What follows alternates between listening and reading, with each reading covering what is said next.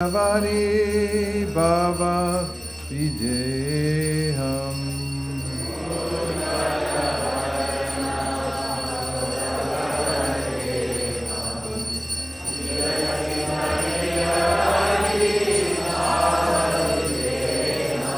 Ujjvala Varana Gauravara Deham Nivasita Niravari Baba Videham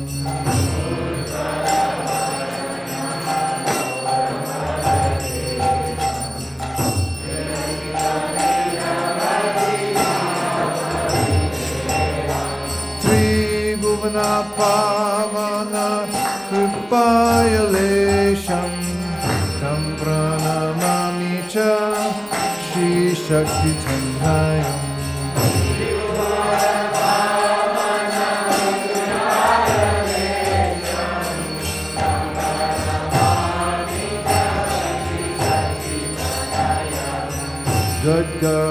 Gadgadantara Baba Vikaram Durjana Tarjana Nada Vishalam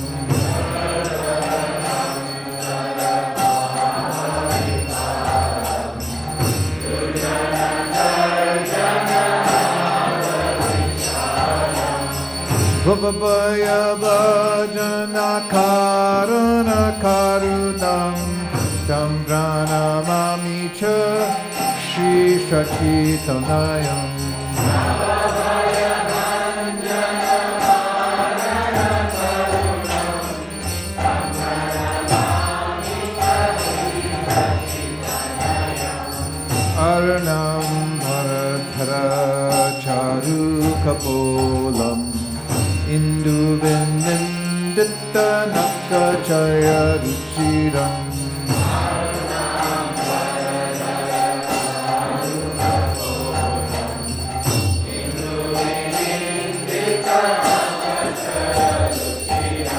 Jalpita Nijaguna Nama Vinodam Tam Pranamami Cha Shri Shachitanayam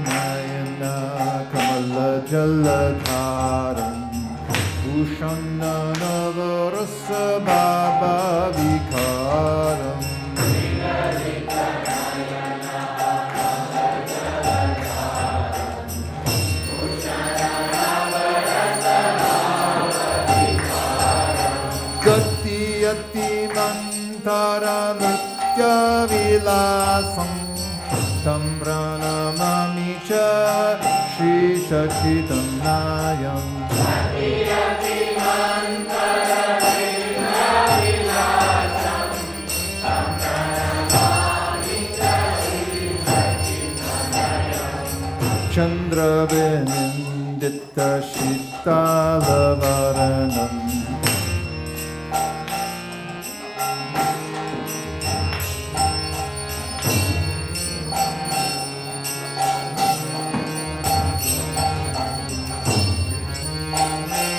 Can you go back one? Sati Ati Mantara Nritya Vila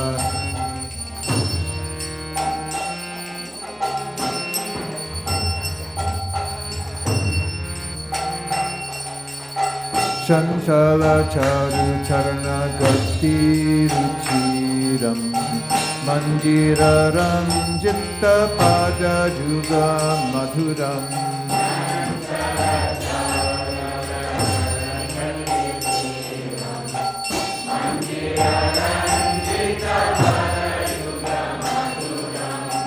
Chandra Vindita Shitala Varanam Tam Pranamami Cha Shri Shachitanayam Chandra Vindita Shitala Varanam Tam Pranamami Cha Shri Shachitanayam Kritakati Dora Kamandaludam Divyakale Varamundita Mindam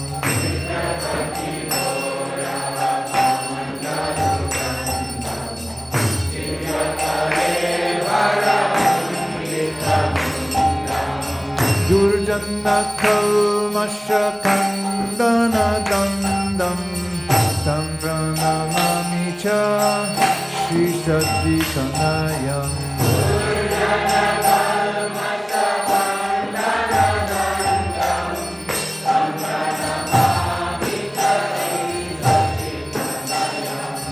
Bhushana Vuraja Laktavalitam Kambita Bindhara Vararuchiram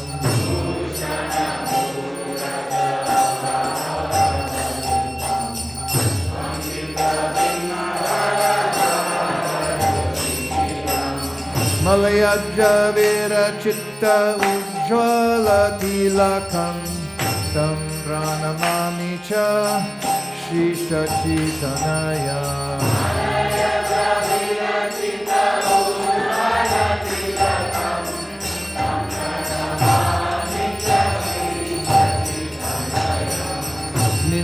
Nindita-aruna Kamaladallanayanam Ajanulam Vitta-shri Bhuja-jugalam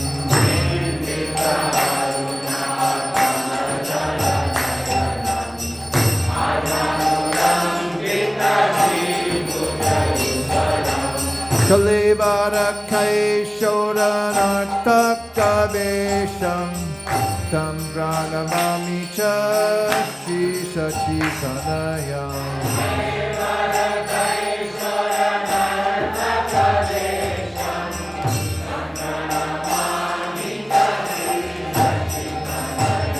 Ujjvala Varana Kura Varadeham Nivasita Niravari Baba Videham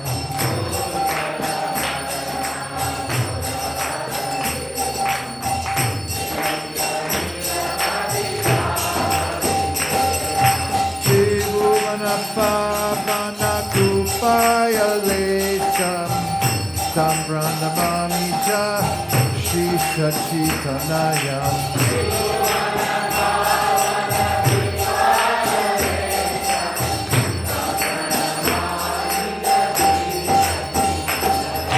Jaya Satchinandana Jaya Satchinandana Jaya Satchinandana Jaya Godahari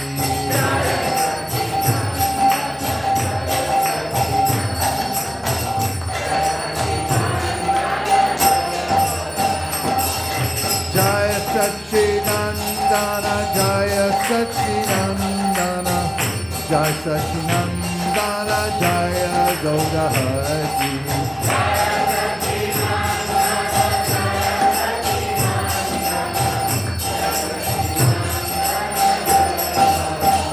Jaya Krishna Balaram Jaya Krishna Balaram Krishna Balaram Jaya Krishna Balaram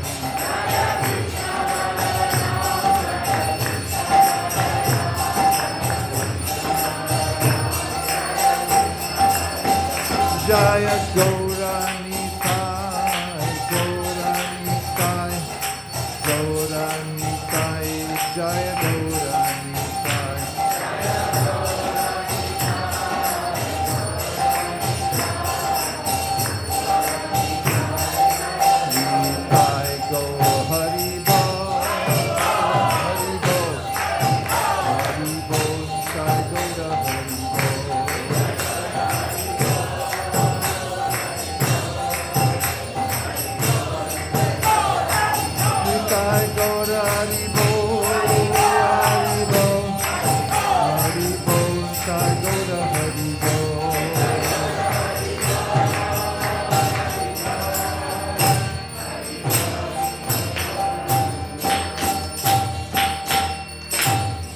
Krishna Balaram ki, Shri Shri Radha Madan Mohan ki, Sriman Mahaprabhu ki, Shri Panchatattva ki, Shri Lakshmi Nrsimhadev ki, Gaur Premanande Hari Hari Bol.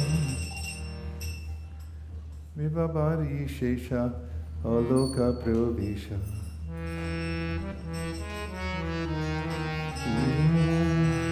Vibhavari Shesha Aloka Pravisha.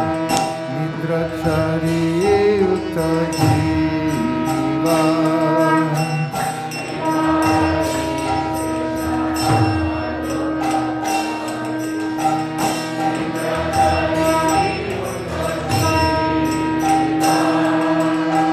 Bolo Hari Hari Mukunda Murari Rama Krishna Hayati Va.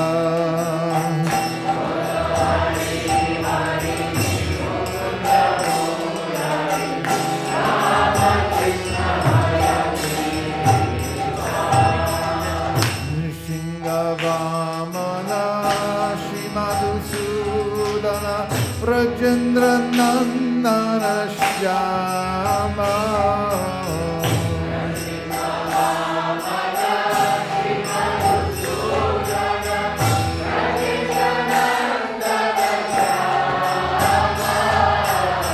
Uttana Gatana Kaitava Shatana Jaya Dasarati Rama.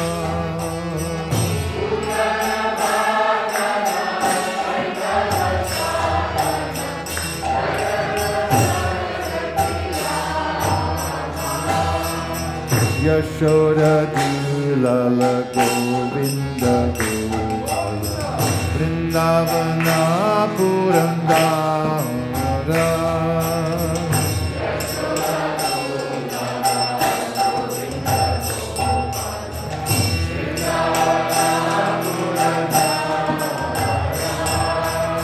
Gopi Priya Janaradhika Ramana Bhuvana Sundara Bora.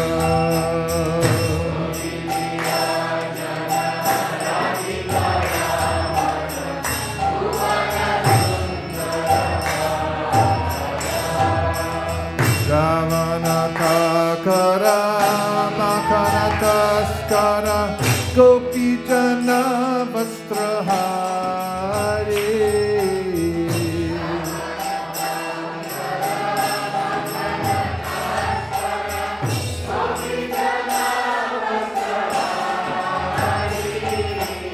Rajera Rakala Gopa Vrindapala Chittari Vamshidari. Rajera Rakala Gopa Vrindapala Chittari Vamshidari. Jindra Vandana Srilandanandana Rajajana Bayahari.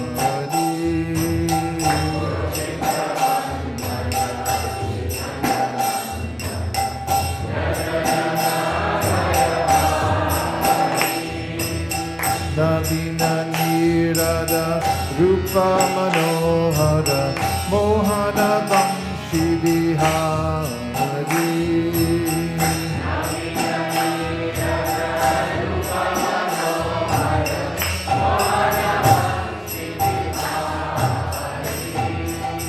Yashoda Nandana Kamsari Sudana Nikunjara Savilase.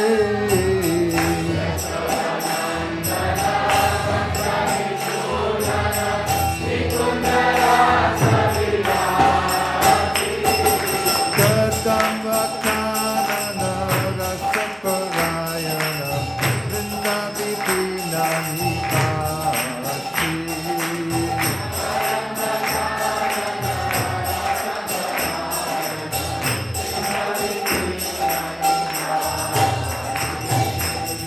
Ananda Varanga Primani Kirtana Ulashara Jojatama.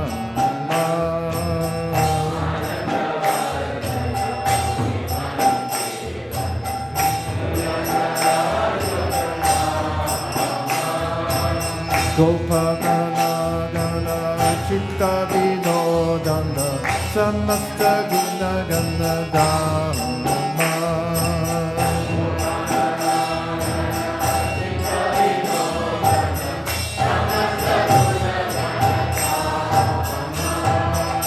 Jamna Jivana Kili Parayana Manasya Chandra Chakora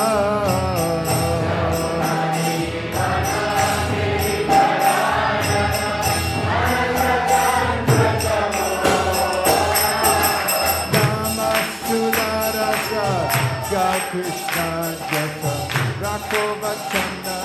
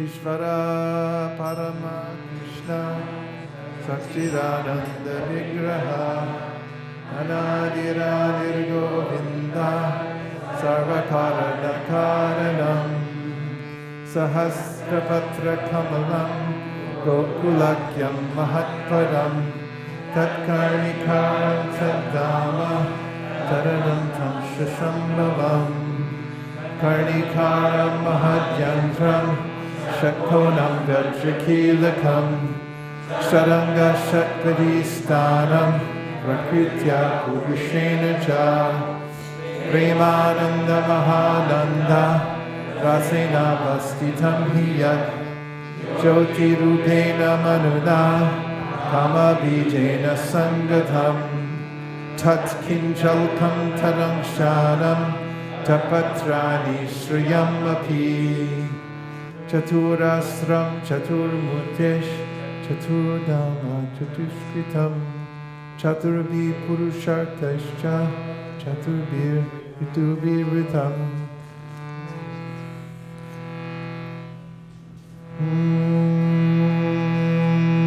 Chaturasram Taparitaha Shvetati Pakyamadbhutam Chaturasram Chaturmurtesh Chaturdama Chatushkritam Chaturabhi Purushartaischa Chaturbhir Hetuvivritam Shulardasha Viradandham Urdvado Dittavikshaphi Ashtabhir Nidibhir Jushtam Ashtabhir Siddhibhistata Manurupaischa Dashabhir Dikbalai Parito Vratam Goraischa Raktaischa Shuklaischa Parshadharshabhai Shovitam Shakti Vistabhir Adbhutami Samantata Evam Jyotirmayo Deva Sarananda Parapara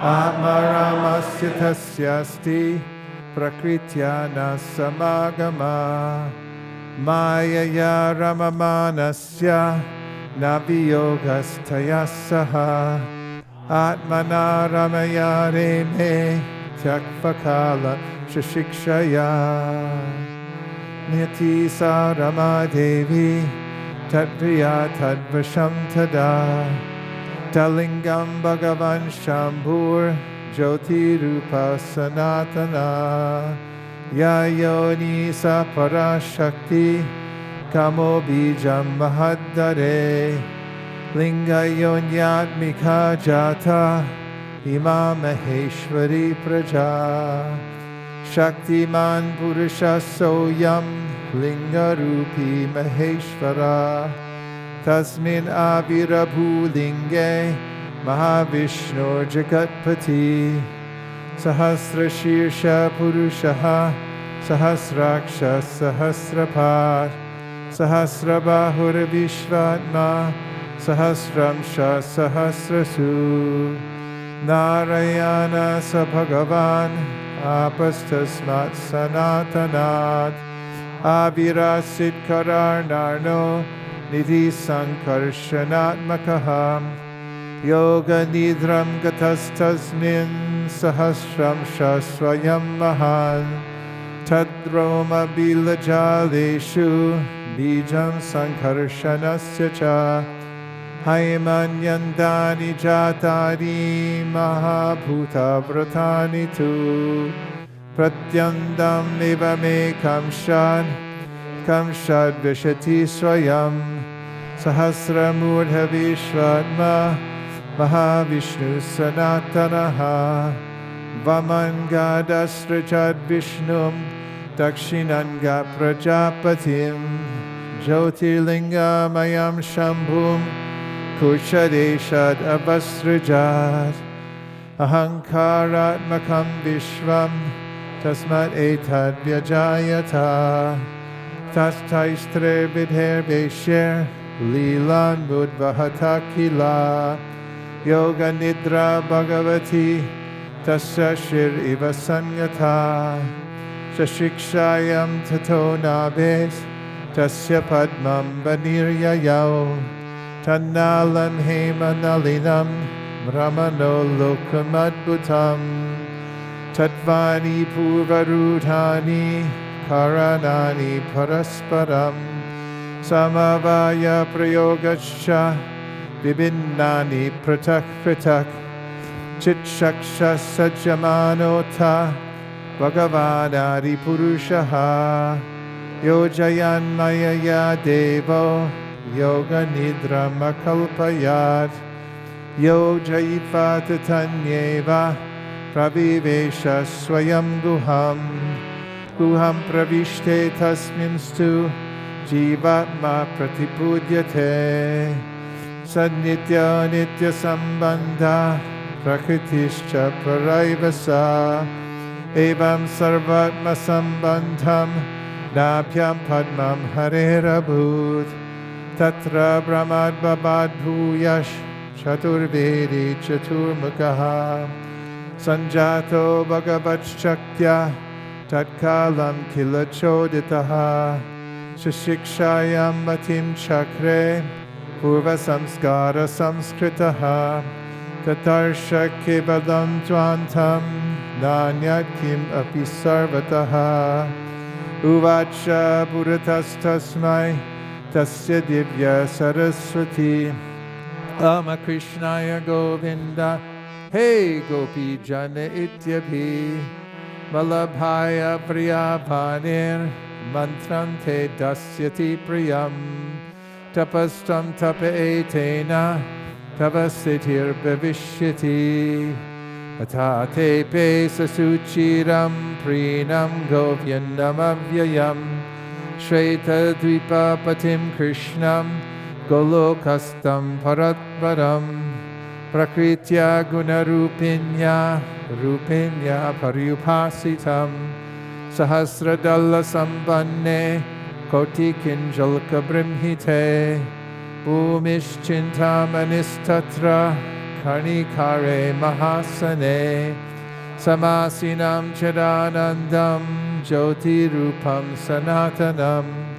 Shabda Brahma Bayam Venum Vadayantam Bukambuje Vilasini Ganabratam Swar Swar Amshir Abhishtutam Ata Venum Naradasya Traimurti Mayi Gatihi Spuranti Praviveshasu Mukhabjani Swayam Vubaha Gayatrim Gayatastasman Adigatya Sarojajaha Samskritascha Gununa Dvijatam Agamattata Traya Prabhuto Ta Vidhir Vigna Tatat Vasagara Tushta Veda Sadena Stotrena Nena Keshavam Chintamani Prakadasadna Sukaupa Vriksha Laksha Vriteshu Sudabira Pipalayantam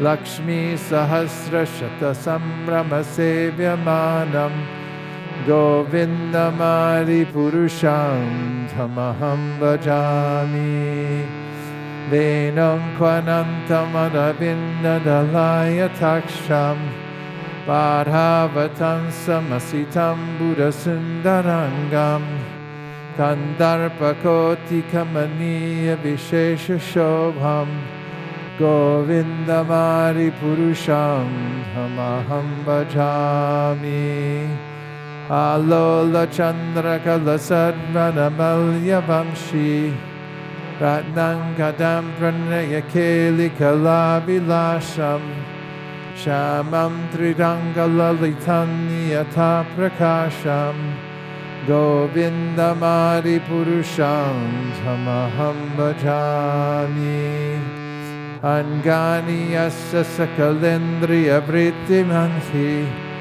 Pashanti Panti Kalayanti Chiram Jaganti Ananda Chinmaya Sadujvala Vigrahasya Govindamari Purusham Tamaham Bhajami Advaitam Achutam Anadim Anantarupam Adyam Purana Purusham Navayauvanam Cha Vedesha Dulama Madulama Mahapabhaktau Govindamari Purusham Tamaham Bhajami Tastu Koti Shatavatsara Sambragamyo Vayadadhapi Manaso Munipungavanam Sopyasti Yapraparasinnya Vichintya Tatve Govindamari Purusham Tamaham Bhajami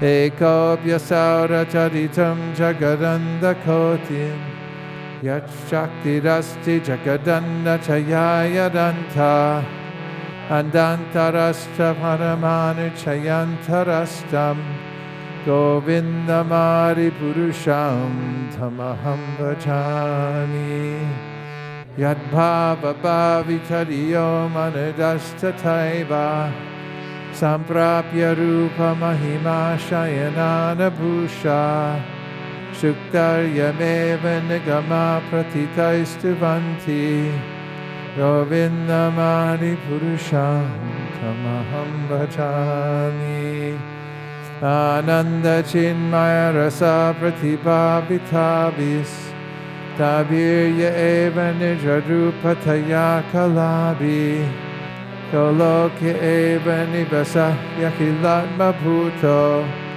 Govindamari Purusham Tamaham Bhajami Premanjana Churita Bhakti Vilochanena Santaksadeva Hridayeshu Vilokayanti Yam Shama Sindaram Achintya Gunaswarupam Govindamari Purusham Tamaham Bhajami Ramari Muti Shikalani Amena Tishtan Nanavataram Akarod Bhuvanesha Kintu Krishna Swayam Samabhavat Paramapumanyo Govindamari Purusham Tamaham Bhajami Yasya Prabhava Bhavato Jagadanda Koti Koti Shashesha Vasudari Vibhuti Binam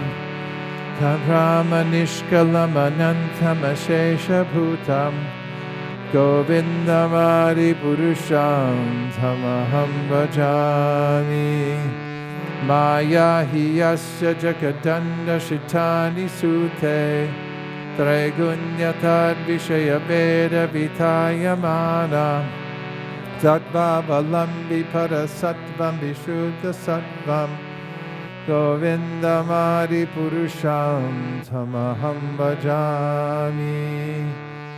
Ananda Chinmaya Rasat Mataya Manasu Yapraninam Pratipalam Smaratam Upetya Lilayatena Bhuvanani Jayatya Jashram Govindamari Purusham Tamaham Bhajami.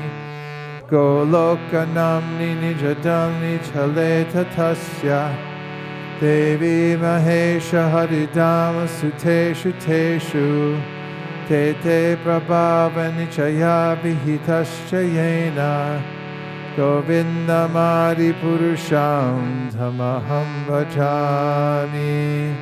Shrishti Sthiti Pralaya Sarana Shakti Reka Chayeva Yasya Bhuvanani Viparti Durga Chanurupam Apiyasya Chacheshta Tesa Govindamari Purusham Tamaham Bhajami.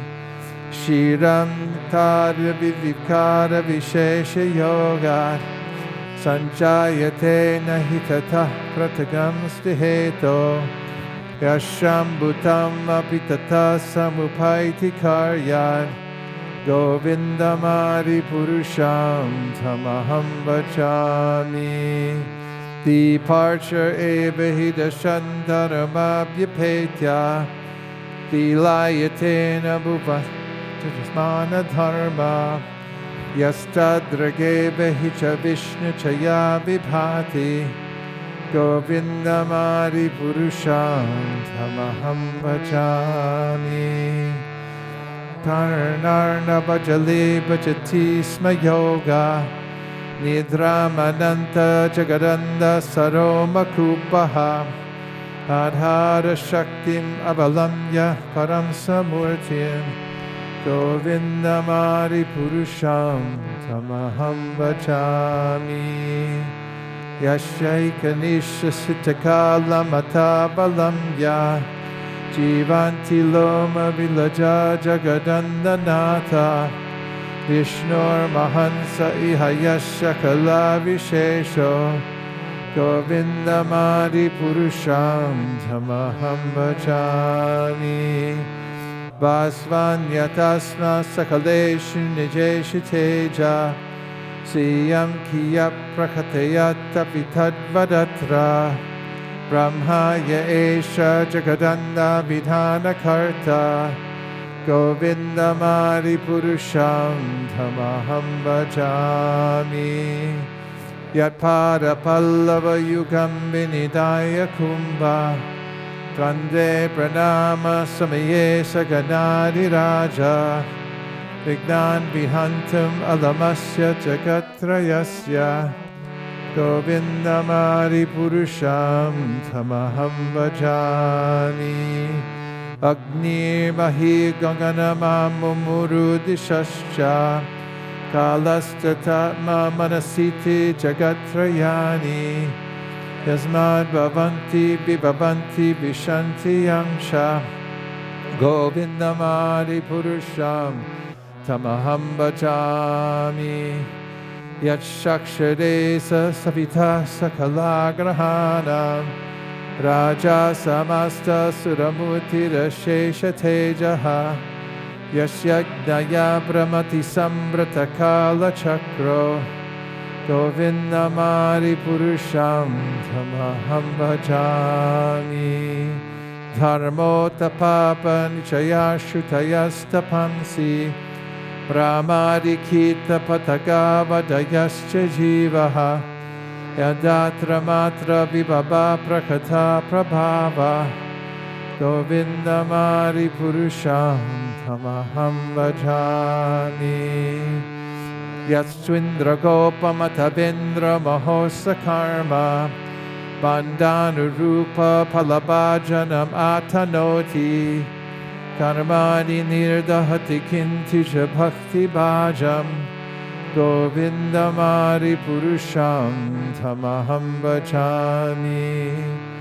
Yam Krodha Kama Sahaja Pranayari Piti Vatsalya moha guru gaurava sevya bhavai Santintya tassa sadrishim tanama purete Govindamari purusham tamaham bhajami Govindamari purusham tamaham bhajami Shri Akanta Kanta Parama Purusha Kalpataravo Druma Bhumischintamani Ganamayi Toyam Amratam Kataganam Natyam Kamanam Apibam Shri Priyasaki Chiranandam Jyoti Paramapithara Swadyam Apicha Sayatra Shiradhi Sravati Surabhibhyasya Sumahan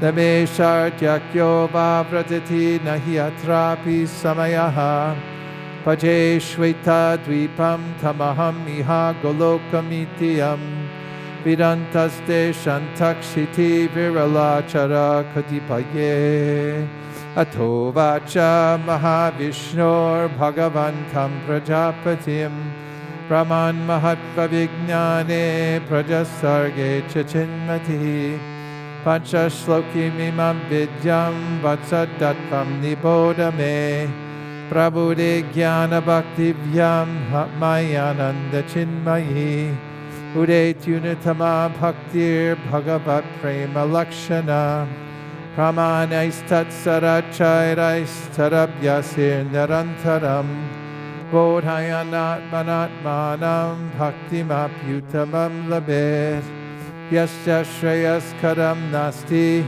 Yaya Nivrityumapnuyat Yassariyati Mamevo Bhaktim Tameva Sadayet Dharma Manyan Parityaja Namekam Bhaja Vishwasan Yadrishi Yadrishi Shraddha Siddhir Bhavati Tadrishi Kurvandirantaram Karma Loko Yam Manavartate Tenaiva Karmana Dhyayam Vamparam Bhaktimichyati Naham hi Vishwasya Characharasya Ijam Pradhanam Prakriti Pumamscha Maya hitam teja idam vibharshi Vide videhi tamado jaganti Ishvara Parama Krishna Saktirananda Vigraha Anadiradir Govinda Sarvakarana Karanam Ti Sri Brahma Sangita Sampurnam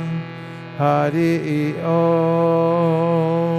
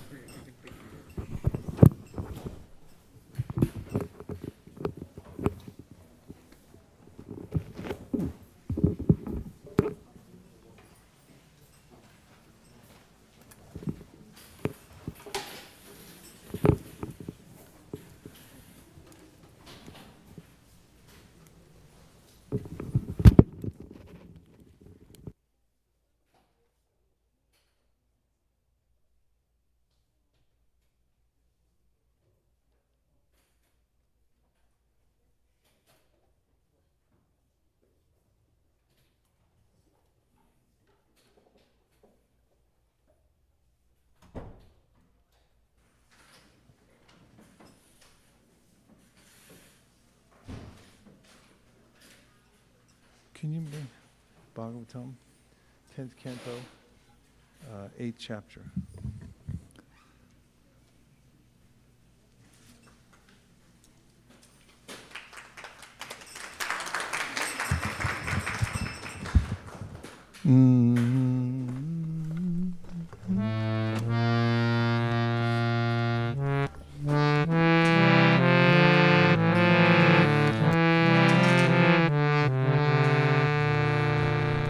Jaya Radha Madhava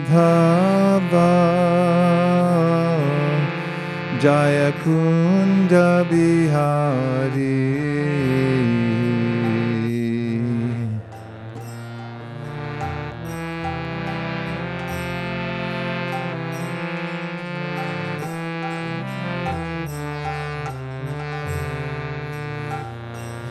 Jaya Radha Madhava Jaya Kunja Bihari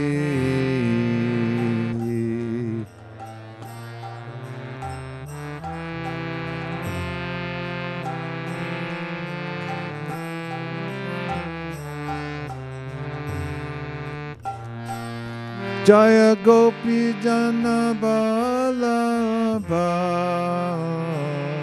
Jaya Girivardhari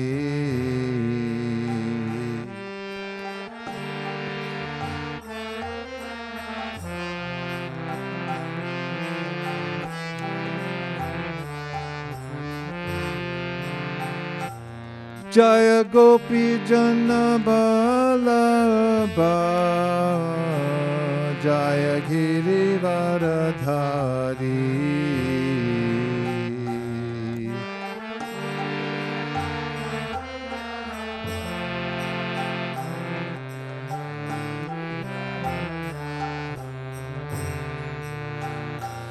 Jaya Jashodanandana Jaya Braja Janaranjana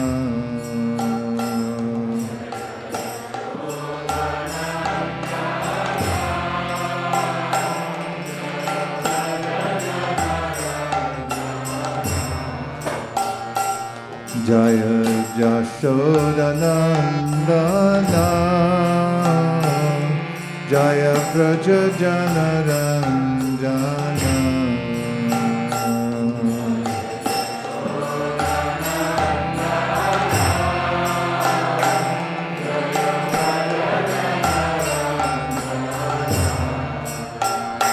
Jaya Jamuna Tiravanachari Jaya Kunja Bihari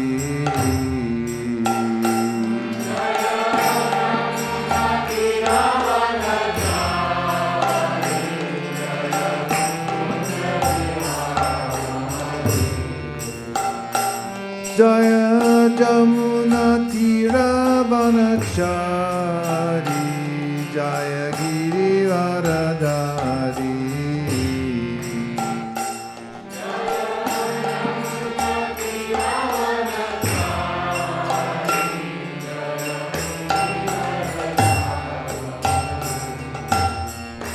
Hare Krishna Hare Krishna Krishna Krishna Hare Hare Hare Rama Hare Rama Rama Rama Hare Hare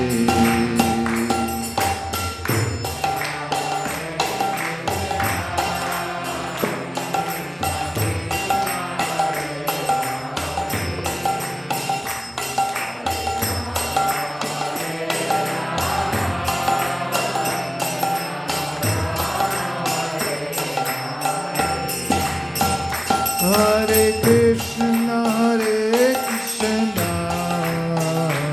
Krishna Krishna Hare Hare Hare Rama Hare Rama Rama Rama Hare Hare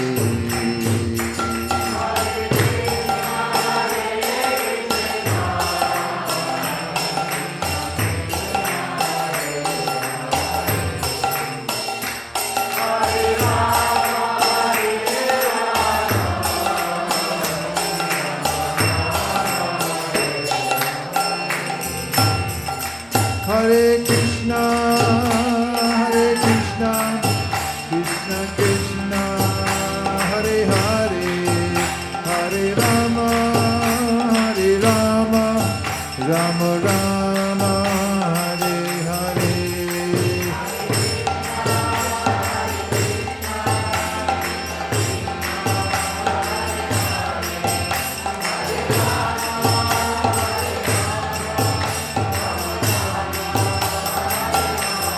Hare Krishna, Krishna Krishna, Hare Hare, Hare Rama, Rama Rama, Hare Hare.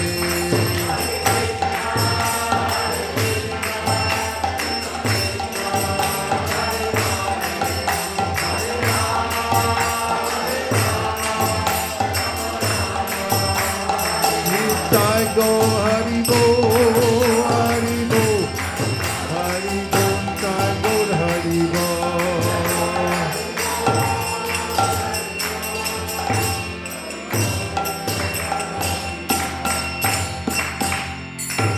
Nitai go Premanande.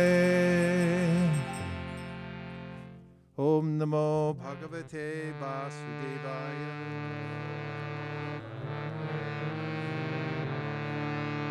Om Namo Bhagavate Vasudevaya. Om Namo Bhagavate Vasudevaya. Narayanam Namaskritya Naram Chaiva Narottamam Devim Sarasatim Vyasam Tato Jayam Udiraye.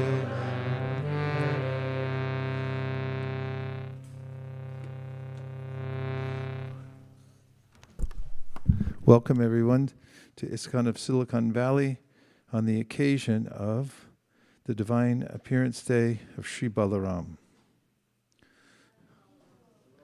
Jai Baladev.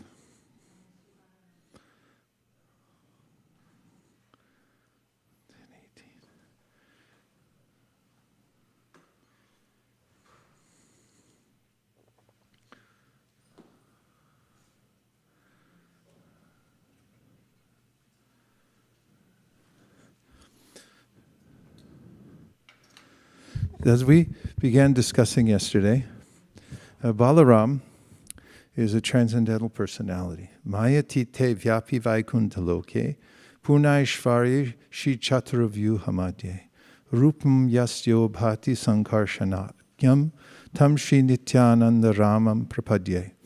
In the Chaitanya Charitamrita, the author, Kaviraj Goswami, is explaining the hierarchy of the universe is and of the spiritual world. Of course, we get many hierarchies, like in the Brahma Samhita, Goloka Namni Nijadamni Chale Tatasya Devi Mahesha Haridhama Suteshu Teshu Te Te Prabhava Nichaya Vihitasyayena Govindamadi Purusham Dhammam. There's a description of the various regions, the general regions of the creation and the non-creation. As Krishna says in the Bhagavad Gita, Parastasmat tubhavonyo vyakto vyaktat sanatana yaksak sarveshu bhuteshu nashyatsu navinashati. This material creation is created and destroyed all the time. In fact, there are various levels of destruction. There are partial destructions, during which time those who live in the semi-higher planets have to get an airline ticket and fly higher to get away from the floods. That's a constant, it happens cyclically. And then there are the destructions that take place at the end of Brahma's life, when everything in the universe, after his 311th trillionth birthday, Vanchakalpa Tarubhascha, and then the whole thing is, wound back up again into the body of Mahavishnu. And then, as is described in the Laghu Bhagavatamrita, there are continuous destruction, in case you haven't noticed it in your own life, the process of continuous destruction. Anyone? Anyone? Yes? Constant? Yeah. So, beyond this world, Vyakto Vyaktat, beyond the manifest unmanifest, there's a world, Nashyatsu na vinashyati. It's not destroyed when everything else in this world is destroyed. It's eternal. And it's not created either. It's eternal. Anything that's created will be destroyed. So the spiritual world's not created, nor is the soul created, nor is Krishna created. He's the source of all living beings. They're co-eternal with Krishna. And the material world's also eternal, but it's sometimes manifested and sometimes unmanifested. Therefore, it's described as inferior energy. And beyond this inferior energy, Maya Tite, beyond Maya, the world of illusion, Maya Tite Vyapi Vaikunta Loke. There's a Vaikunta realm, which is the realm of Vaikunta. There's no anxiety. In this world, there's always anxiety. The little birds looking around, at least the birds in my yard, they come to take a bath in our fountain. And when I come out of my door, they freak out and fly away. And I say, I like birds. You can hang around. And they say, we don't trust you anyway. Or anybody else for that matter, because we're small and everyone eats us. And we've done this many lifetimes in a row. So we're not going for it. And this is the nature of the material world, kunta. But in the spiritual world, there's no destruction, there's no death, there's no anxiety, and there's no business trips, because everyone there is on permanent holiday. Okay? Say yes. Yeah. So nobody takes trips with cargo and briefcases, and you see people sitting calculating the whole time, getting their PowerPoint just right. They don't do that. They have games, flower games and cultural games, all kinds of arts and crafts and songs, lots of music. It's all an eternal festival going on in Vaikuntha and also in Goloka Vrindavan. It's just more casual there. In Goloka Vrindavan, they paint themselves, do the cowherd boys every day in Krishna, with the pigments from the earth. You can get rocks that have pigments in them. You rub them together and get a little powder and mix it with water, and then you can paint yourself. And you can also find all kinds of leaves and peacock feathers lying around in Vrindavan, and that's what they do. They pick them up and decorate themselves. Maya tite vyapi vaikunta loke purnaishvarya shichaturvyu hamadye. So Sri Balaram is the first expansion of Krishna. So why does he expand anyway, and what are we talking about? Eko bahu shyam. The one, and there is only one, when we speak of the ontology of Krishna consciousness, we're discussing Advaya Gyan Tattva. This is a subject matter about the one. There's a oneness in everything, because it all comes from the same source. And it's all one, except that it has variety within the oneness. And variety is the mother of enjoyment. Therefore, the one, who is the supreme enjoyer, expands himself for his own pleasure.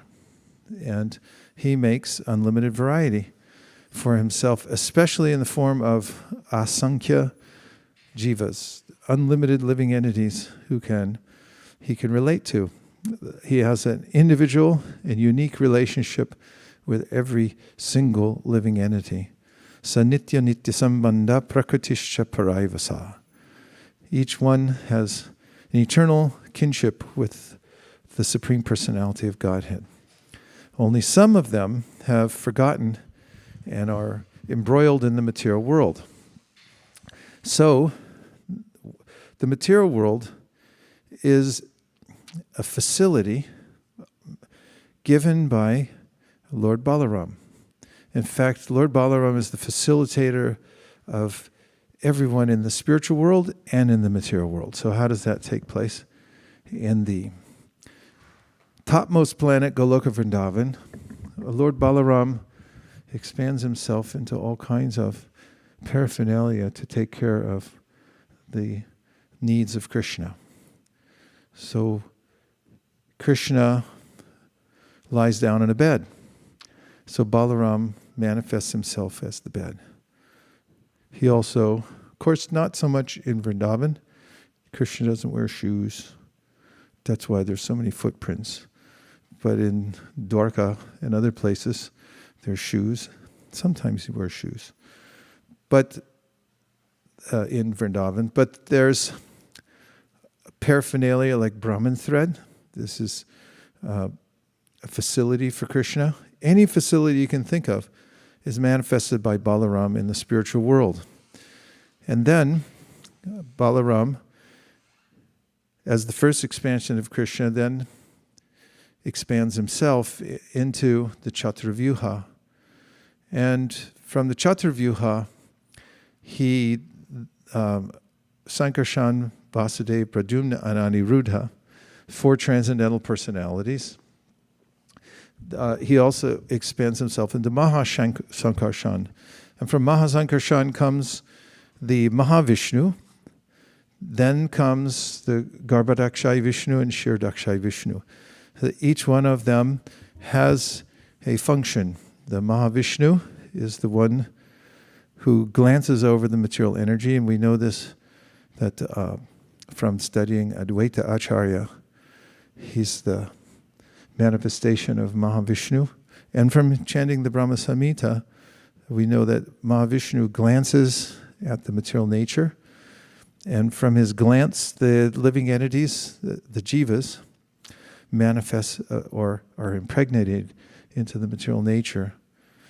And then, as Garbhadakshayi Vishnu, he lies down in the water that comes from the perspiration from his own pores and fills up half of the universe. And from his navel comes a lotus stem, and atop the lotus, Brahma, the engineer of the universe, is born. And then he expands again into Shirdakshayi Vishnu. And Shirdakshayi Vishnu, Yachchaksharesha Savita Sakala Grahanam Yachchaktirasti Jagadanda Chayayadanta Andantarasta Paramanu Chayandharastam Govindamadi Purusham Tamaham Bhajami, expands himself into every atom and into the heart of every living entity. Krishna says in the Bhagavad Gita, Ishvara Sarvabhutanam Hrida Sherajandatishtiti Brahmayan Sarvabhutani Yantra Rudrani Mayaya. I'm there within the heart of every living being. And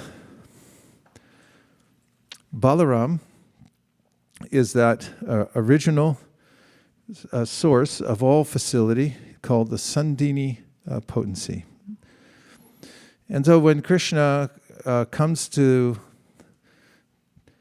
the material world in order to perform his pastimes, Balaram also comes with him.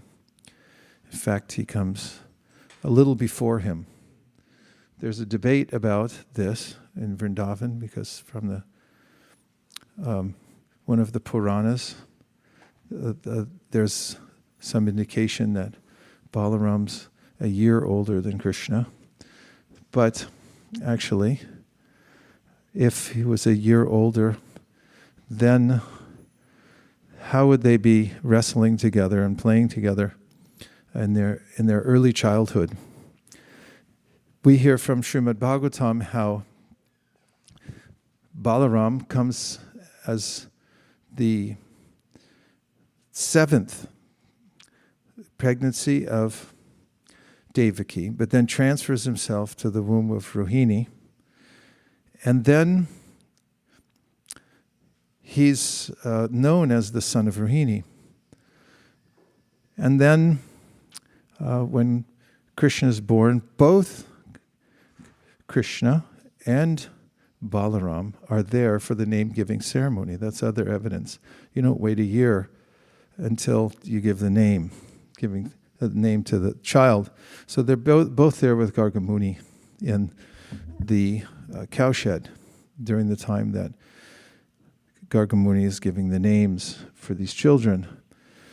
And so they grow up together and perform their pastimes in their early childhood, much to the pleasure of, especially of Yashoda and Rohini, who watch their children with great trepidation, because there are all kinds of perils in the environment. There could be snakes and animals with horns and so forth, but the kids play with abandon, grabbing onto the tails of the calves and having them drag them through the mud and cow dung.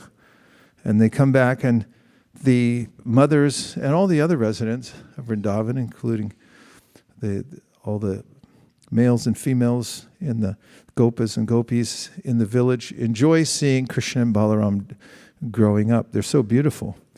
And especially in that environment when they're smeared with mud and playing with each other, wrestling, fighting, harassing people, and so forth. Their beauty is enhanced.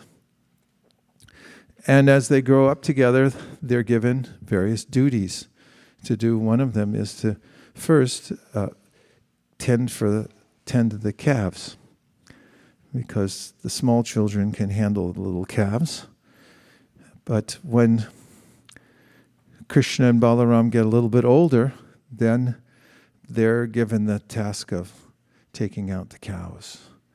That happens on a day that's celebrated every year on Gopashtami. That's also a time when the residents of Vrindavan note that they can start to see all the markings on the lotus feet of Krishna, because he's a little heavier now, not just a little child. Before, it was very faint to see in his tiny little footprints what the markings were, but now they're clearer. And of course, those footprints are always preserved. We know from the pastime of the Kaliya serpent that Srila Vishwanath Chakravarti Thakur has informed us that although there are millions of cows and other animals coming and going, would speak of people on the soft dust of Vrindavan, Krishna's footprints are always visible. So he said, how is that possible with so many others walking around? And he explains how all of the residents of Vrindavan, all the animals and all the people, are careful never to step on Krishna's footprints. And therefore, even though there are millions of cows walking by, they go around Krishna's footprints, and they're always there visible in Vrindavan. Akrura noted this when he came to Vrindavan. He saw those footprints in the dust of Vrindavan, and he rolled in them. This is the way Prabhupada says that one should enter into Vrindavan, is to roll in the dust without any consideration. Is this okay? Is it going to ruin my dhoti or my sari? One should be absorbed in that mood of letting go and taking shelter of Krishna in the dust of Vrindavan. So as Krishna and Balaram go out to take care of the cows when they're a little bit older, of course, we know those who are parents, when the children first go off to school, there's a little bit of tension. Did you fill out that card? Did you bring your lunch? Are you going to come back on time? Like, Mom. Either that if you multiply that times 1,000, you get how it was with Krishna and Balaram going off for their first time into the Vraj to tend the cows, and Yashoda, Rohini coming after them.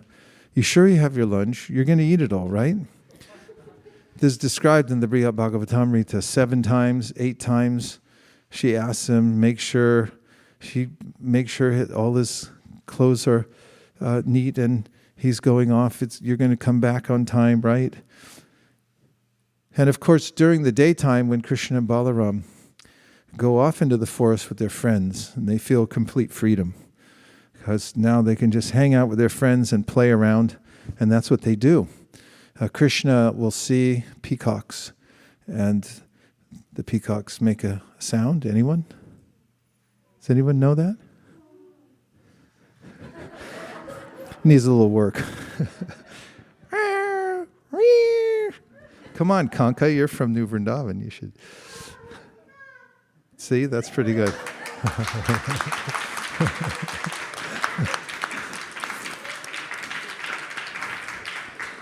Should practice. That's what they do, the kids. They imitate the birds, and Krishna will dance. If he sees a particular kind of bird dancing, like peacock, then Krishna will dance even more gracefully than the peacock. And the boys will laugh, and the peacocks become enlivened, and they dance even more vibrantly. And they also see monkeys, and they'll watch the monkeys swinging trees, and the boys will swing from the trees. And then sometimes the boys steal one another's lunches, and the boy will be chasing after it, and then about to grab it back, and then it's thrown to the next boy. And it's a game. It's a game called Keep Away. And when the boy's just about to cry, they give it back. It's like, all right. And then they play who can touch Krishna first, because they're feeling complete satisfaction because they're with Krishna all day long. They can just play with him all day. And when Krishna goes behind a tree and they don't see him for a millisecond, then there's a sense of anxiety. What to speak of this material world when nobody can see him? Why do you think people need so many medications? Because you can't see Krishna. And then they have to settle for looking at some other form. Here's a movie star or some other object that everyone looks at. But there's no satisfaction there. So every day when they play in the Vraj, there's a time when they have to stop their playing, and therefore Yogamaya arranges for an event to take place that will punctuate their playing. And for instance, we know about Aghasura being on the path. That day, Balaram wasn't there. Krishna arranges all of his pastimes to suit everyone. And he knew on that day that he would be stealing away, Brahma would be stealing away the calves and the cowherd boys. And he knew that Brahma, how is he going to steal Balaram, one of the boys? Plus, if Balaram came to know that some of his closest friends, like Subala, had been stolen away, he would have been in such great anxiety. So Krishna covers even Balaram during this pastime of just after Aghasura and going down for a picnic, which is what breaks the play is the killing of Aghasura, and then they go sit down and they have their picnic. And now Brahma steals away the calves and cowherd boys. Balaram's not there. And Balaram doesn't know, even for a year, that Krishna has done this switch. And the reason that he doesn't, and this is revealed in the Bhagavatam, that one day, after about a year, when there had already been many interesting occurrences in Vrindavan, and that was that the parents of the children had shown 10 times more affection for their children than ever before. How would you feel if you all came home and your parents gave you 10 times more affection than they do now? What would that look like? Do you have any idea? Well, that's what happened in Vrindavan. It was demonstrative. And the reason was because Krishna was now the boys. They looked exactly the same. every detail was the same, every characteristic, but they were expansions of Krishna. And Krishna was actually fulfilling the desires of the residents of Vrindavan. They were always praying, please let me be with Krishna. And so he made himself available during that time. Balaram was noticing these things, but didn't think much of it until one day when the cows were on top of the hill and the young calves were on the bottom with the boys, cowherd boys. And the boys had brought the herd in front of the older cows who had already, the calves had already been weaned off their cows, the older cows.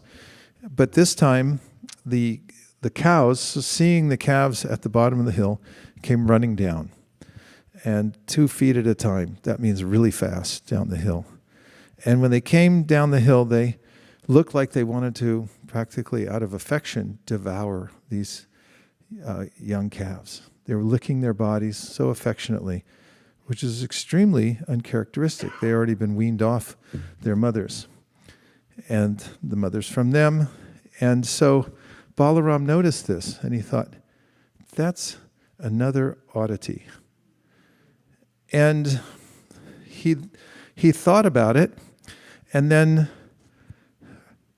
began to wonder who's causing all these strange events.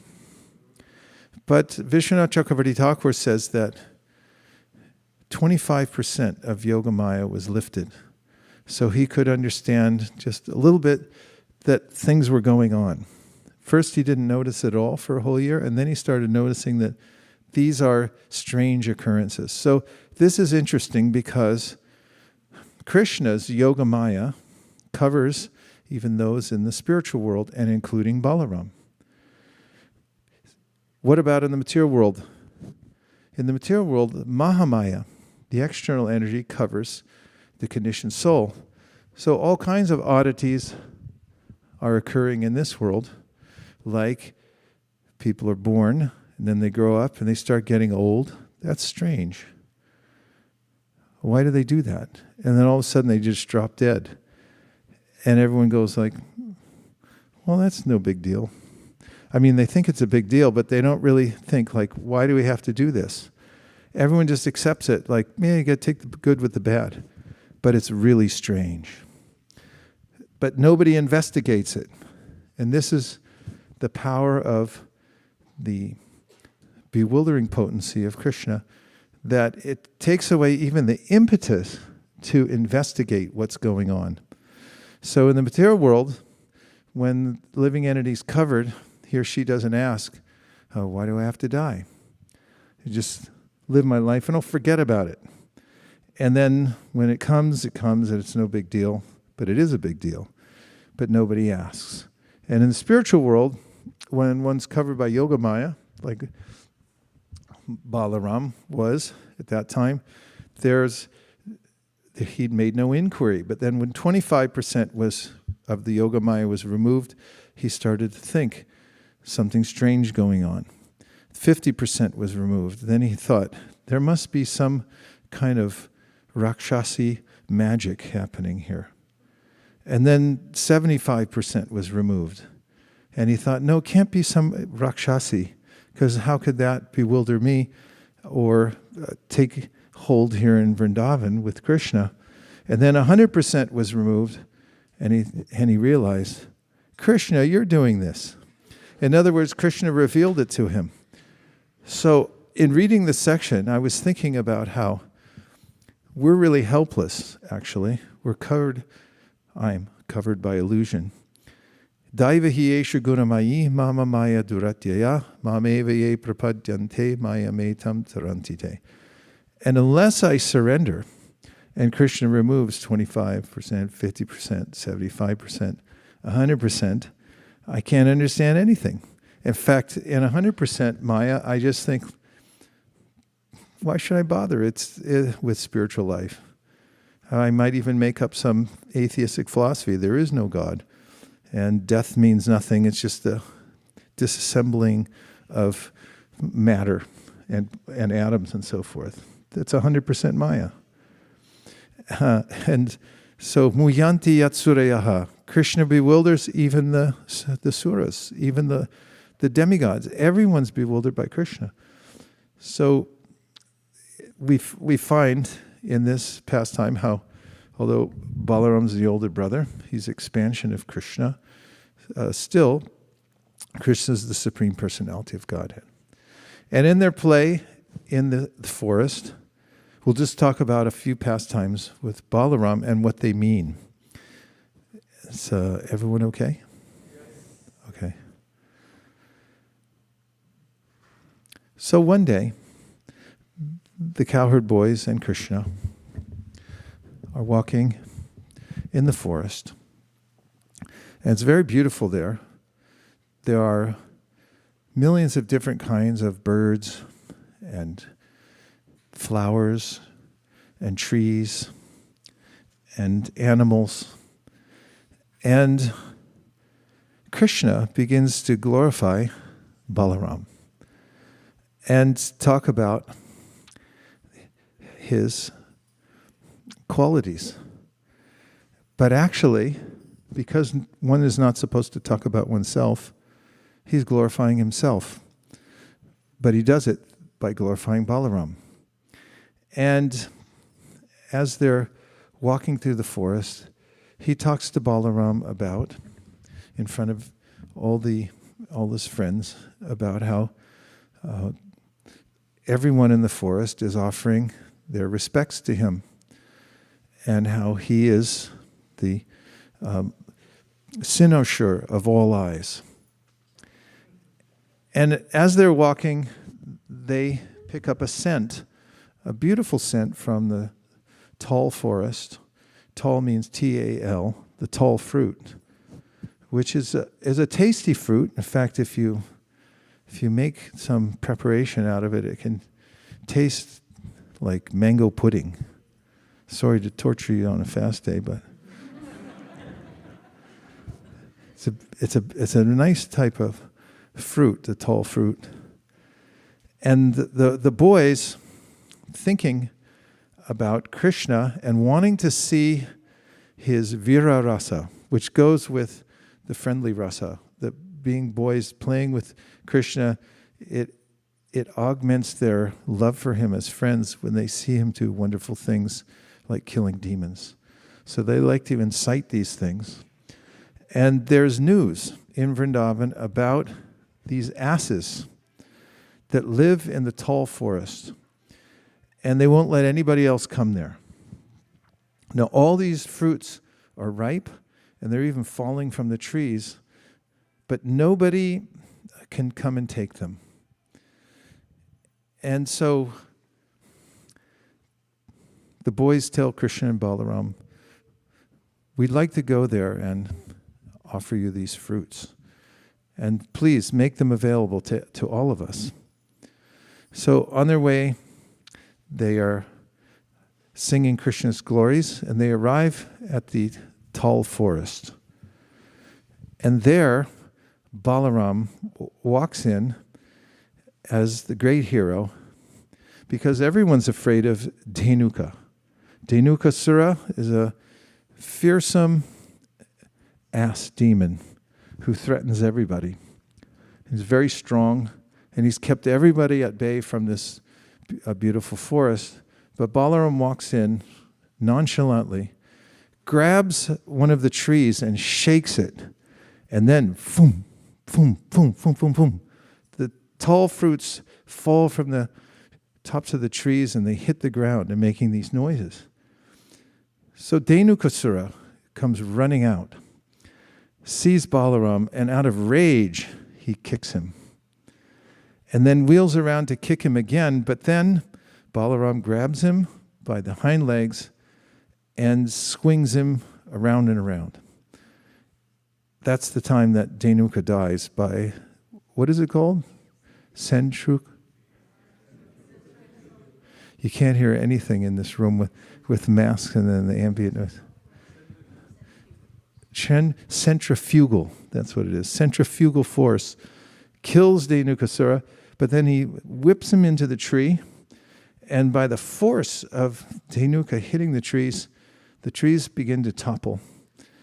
And then the other asses come running out, and they attack. And now Krishna and Balaram both kill the asses one after another and throw them in the top of the trees.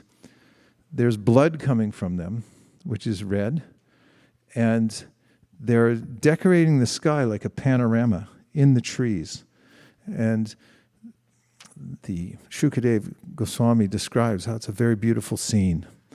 White puffy clouds, a blue sky, red blood, and all the ass demons hanging from trees. And now the tall fruits are liberated and they're available to anyone. But the coward boys won't touch them because they're already contaminated. Because as they were killing the ass demons, they passed stool and urine and there was blood everywhere. Some of the Aborigines came, took the fruits, but Krishna and Balaram and the coward boys just walked away and went back to Vrindavan, satisfied by seeing the carnage created by Balaram, who instigated, and Krishna, who assisted in this case. So, donkeys can't climb trees. They can't pick the fruits, nor could they really enjoy them. But they didn't want anybody else to have them. So Bhaktivinoda Thakur, as I mentioned this morning, each one of the demons in Vrindavan represents an anartha that one may carry within one's heart. And he describes in the Chaitanya Shikshamrita how this tendency to become envious of others, covet resources, and then when seeing others making advancement in life and becoming envious, why should they make advancement? This mentality is pervasive in the material world. People carry this kind of envy within their heart. And Dhenuka, the ass, also is the coarseness of life. Krishna describes in the Bhagavad Gita about 4 kinds of demoniac mentality. And one of them is the person who is like an ass, who's content simply with working hard all day long. And the ass, when the ass-like person who works very hard and gets lots and lots of resources in the material world, then looks at it and thinks, I don't have enough, and feels dissatisfied always. So the hard work of the material world and not questioning why I'm working so hard, like the donkey or the ass who, I hope to, probably donkeys are pretty, actually I've heard recently they're pretty nice in a lot of ways. So no offense to the donkey race, because we might have some donkeys pretty soon. They protect cows, actually.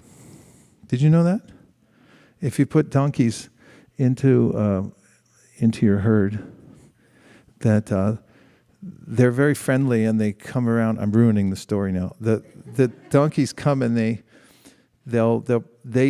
bond with the cows, and they'll say they're part of our herd. They're very protective, and lions and the kind we have around here, like mountain lions and wolves.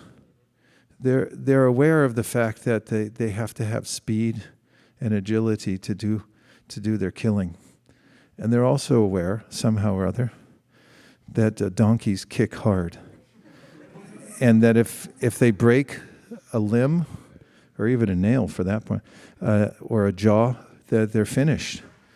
Their business is over. So when they see donkey, you see this in nature a lot. Just like in Vrindavan, there's the langur monkeys, and there's what's the other ones called? The rhesus. The rhesus monkeys are like little motorcycle gangs. They have little jackets with the emblem on the back. Like, you want a piece of me? And they train each other up in prison how to jump down and grab people's glasses and bead bags and stuff like that. And then they take them and they chew on them and they look at you like, yeah, come on. What are you going to do about it, punk? And they're wild. They're always fighting. When we walk around Govardhan, sometimes there's no way around. You just have to go straight through, and there's tens of thousands of them congregating. And we walk right through, and you can hear them on all sides. Big fights going on, territorial fights. But when you bring the langur monkeys out, and that's what they do around certain guest houses, they have one langur monkey. And the langur monkey will just be there, and the rhesus monkeys look over the wall and they go, we're not going in there. The langurs are very tall, really long tails, and they're mortal enemies. But the langurs always win. So the rhesus are afraid of them, and they don't come. So, back to the donkeys. Yeah. The donkeys, the ass is described as the one who doesn't think about what the purpose of life is and just works hard. And there are a few points that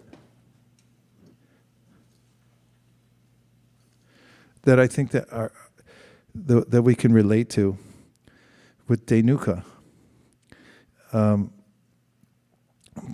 One of them, Bhaktivinoda Thakur says, is the envy of other people when they see others. Like when Krishna and Balaram came into the tall forest, they began crying out. And you know what sound they make? Raja, you know? Sound a donkey makes? Can anybody do a donkey? Who did it? Come on, you got to be a little bold.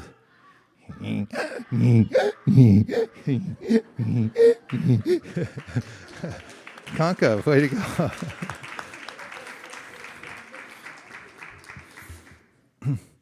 And this is the sound of the coarse materialists in the material world.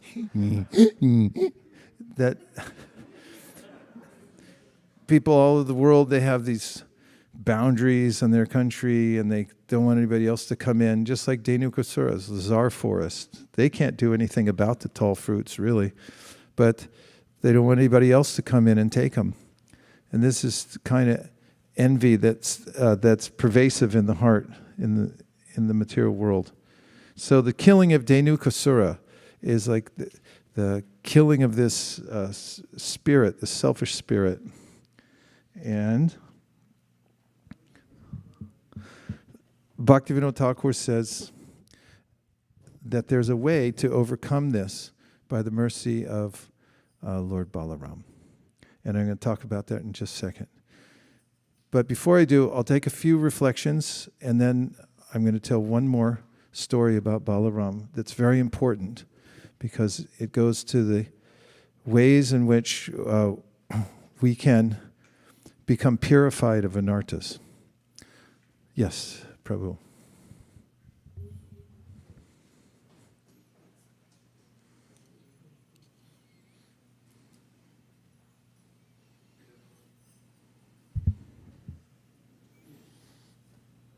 Hare Krishna. Yeah. So Maharaj, you were mentioning that Lord Balaram appeared 1 year before Lord Krishna? No, just about a week. Yeah. So they are a week apart. So it means like because it's that concept is it seems like because they were named on the same day. So in that way they can be 1 week apart. But the confusion is like Krishna and Balaram are coming from the same mother Devaki. So 7th and 8th child. So there is gap of 7 days. So if you can explain a little bit of that part. Well, he was attracted from the womb of Devaki into the womb of Rohini. And then the eighth pregnancy was Krishna. And I can't explain that except for that this discrepancy is discussed over and over again. We can do a little more research about, what our Vaishnavacharyas say about that particular gap. But that's the general consensus. Yes. Hare Krishna Maharaj. You just mentioned about the Denugasur and the lessons we need to learn. So Maharaj, I had a question. In today's world, people all around us are working really hard. And even in devotee circles, we see most of the times both husband and wife are working, especially when in Silicon Valley, with excellent salaries. People whom you consider, at least I'm considering inspiration, grihasthas, they also work.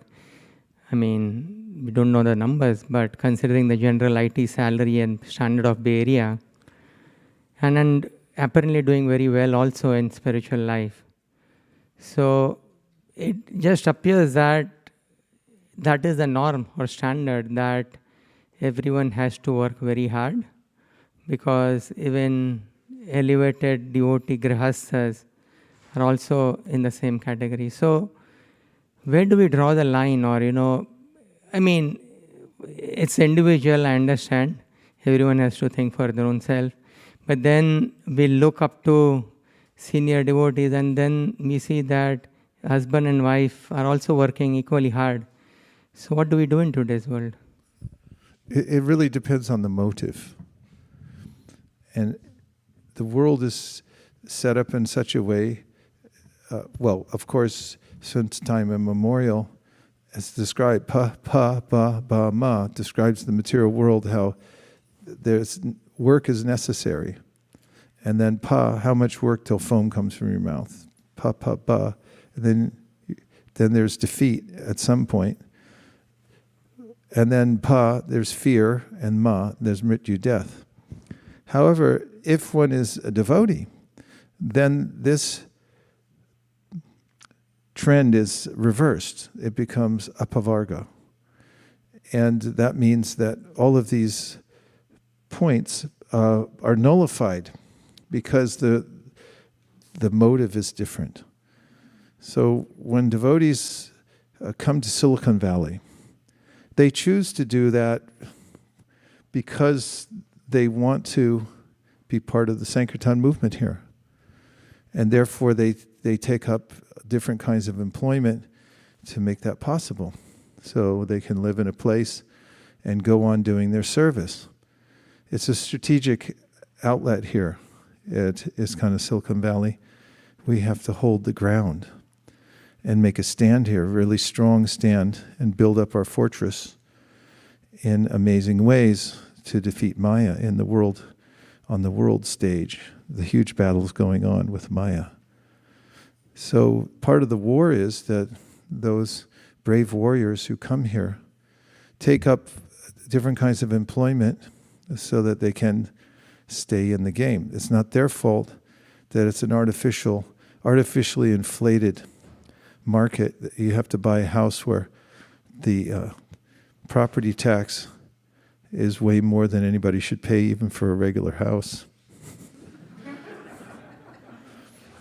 It's not your fault. There's a runaway greed that's taken place and mismanagement in the way that the society is organized nowadays, and it's a cruel world.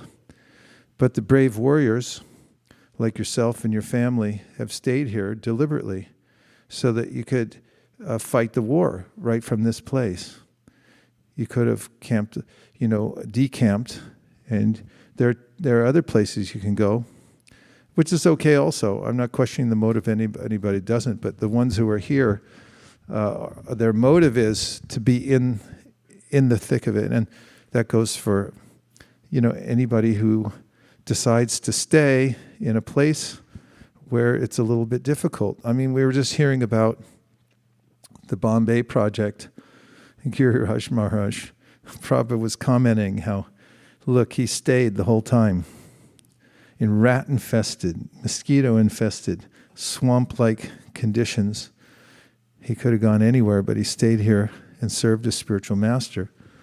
So that's what the Vaishnavas are doing here, is they're serving. And it's just it's a prerequisite that you have to work hard in order to have a place here. But there's no motive that, I just want to stay here and get wealthy, because the devotees understand that wealth is flickering, and there's only so much wealth you can accumulate. After a while, it just becomes a huge burden to try to hang on to it. And once you get it, then you got to figure out how to invest it all, and then sooner or later, something's going to go wrong. So that's the situation for those who are working hard to maintain a household, but whose main purpose, their motivation is to do service. That's why they do it. I mean, we could go live in a forest somewhere near Kula and me. It's keeping up a place right there in Burlingame. The only reason we're there is because we want to be with you, and because the airport's nearby. That's why we moved there in the first place. I mean, we only came up here to really, so I could be in that airport every day, which I did for 13 years. It's 7 minutes door to door, a Sri Upanishad and a Upadeshamrita, and I'm at my spot. And we could stay there, and we had to figure it out, how to live there, because we're not big earners or anything like that, but somehow or other Krishna made the arrangement, and we stuck in there. But we think strategically, like we're there in that place for a reason. That's why we're sitting there. That's what you're all thinking too. That's why you come here and stay here and stick in this place. Right, Sundar? Confirmed. Kanka.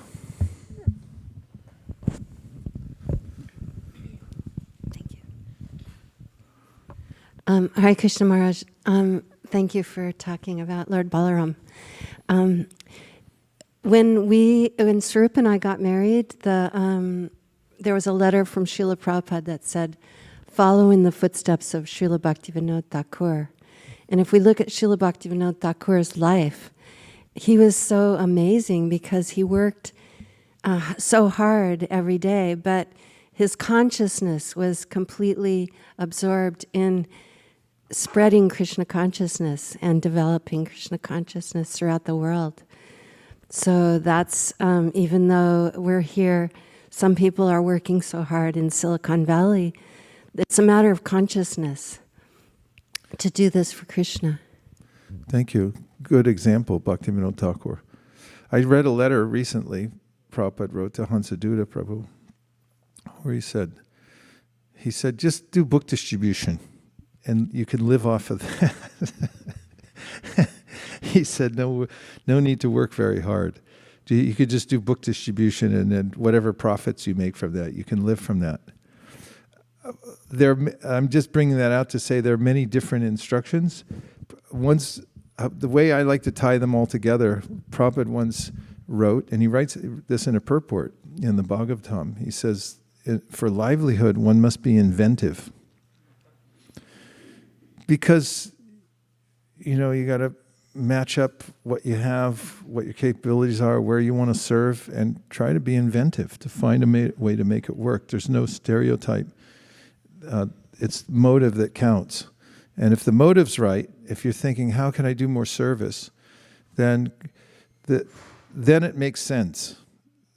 And if it's just isolated that I just want to go off somewhere and make a bunch of money, it's insanity. That's what everybody's doing all over the world, and it doesn't make any difference whatsoever how much money they have, because they can't be happy. Yes? Prabhuji, I was just having a conversation recently with a couple of devotee friends, and since all of us work, we were just talking, and as Mayapur Bihari Prabhu was mentioning, I was just thinking that I think as far as devotees are concerned, they probably work just to get paid. And this is what I heard from other friends. They were mentioning that even though they can grow ahead, like you can become the director or maybe whatever, CEO, whatever levels, or maybe in education department, you can be a superintendent of schools and director. But they don't want to grow that way. They are happy with what they are. They have enough money that they get, which is needed, because as you get more ahead, there is a lot more responsibility and a lot more time to put in. So, this was my understanding, that most of them were, when we were discussing this, they said that, that's not the route we want to take. We're just happy with what we have, and because we have the extra time for now. Yeah. Thank you. I'm sorry to break the. I just thought of a verse I wanted to cite in relationship with what you just said. This is the verse that Prabhupada would pull out and quote in the context of this conversation. This is from the 5th canto, 5th chapter, Lord Rishabhadeva's teachings, text number 3. Eva mayishe kritasauridharta janeshu deham haravartikeshu griheshu jayat majarati matsu napriti yukta yavarartascha loke.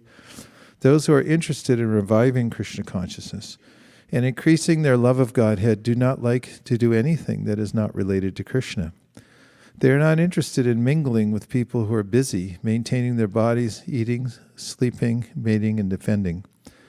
They are not attached to their homes, although they may be householders, nor are they attached to wives, children, friends, or wealth. At the same time, they are not indifferent to the execution of their duties. Such people are interested in collecting only enough money to keep the body and soul together. Prabhupada, whether he is an impersonalist or a devotee, one who is actually interested in advancing spiritually, should not mingle with those who are simply interested in maintaining the body by means of so-called advancement of civilization. Those who are interested in spiritual life should not be attached to homely comforts in the company of a wife, children, friends, and so forth. Even if one is a grahastha and has to earn his livelihood, he should be satisfied by collecting only enough money to maintain body and soul together. One should not have more than that, nor less than that. As indicated herein, a householder should endeavor to earn money for the execution of bhakti yoga, shravanam, kirtanam, vishnu smaranam, pada sevanam, archanam, bandhanam, dasyam, sakyam, atma nivedanam. A householder should lead such a life that he gets full opportunity to hear and chant. He should worship the deity at home, observe festivals, invite friends in, and give them prasad. Haribol. A householder should earn money for this purpose, not for sense gratification. Case closed.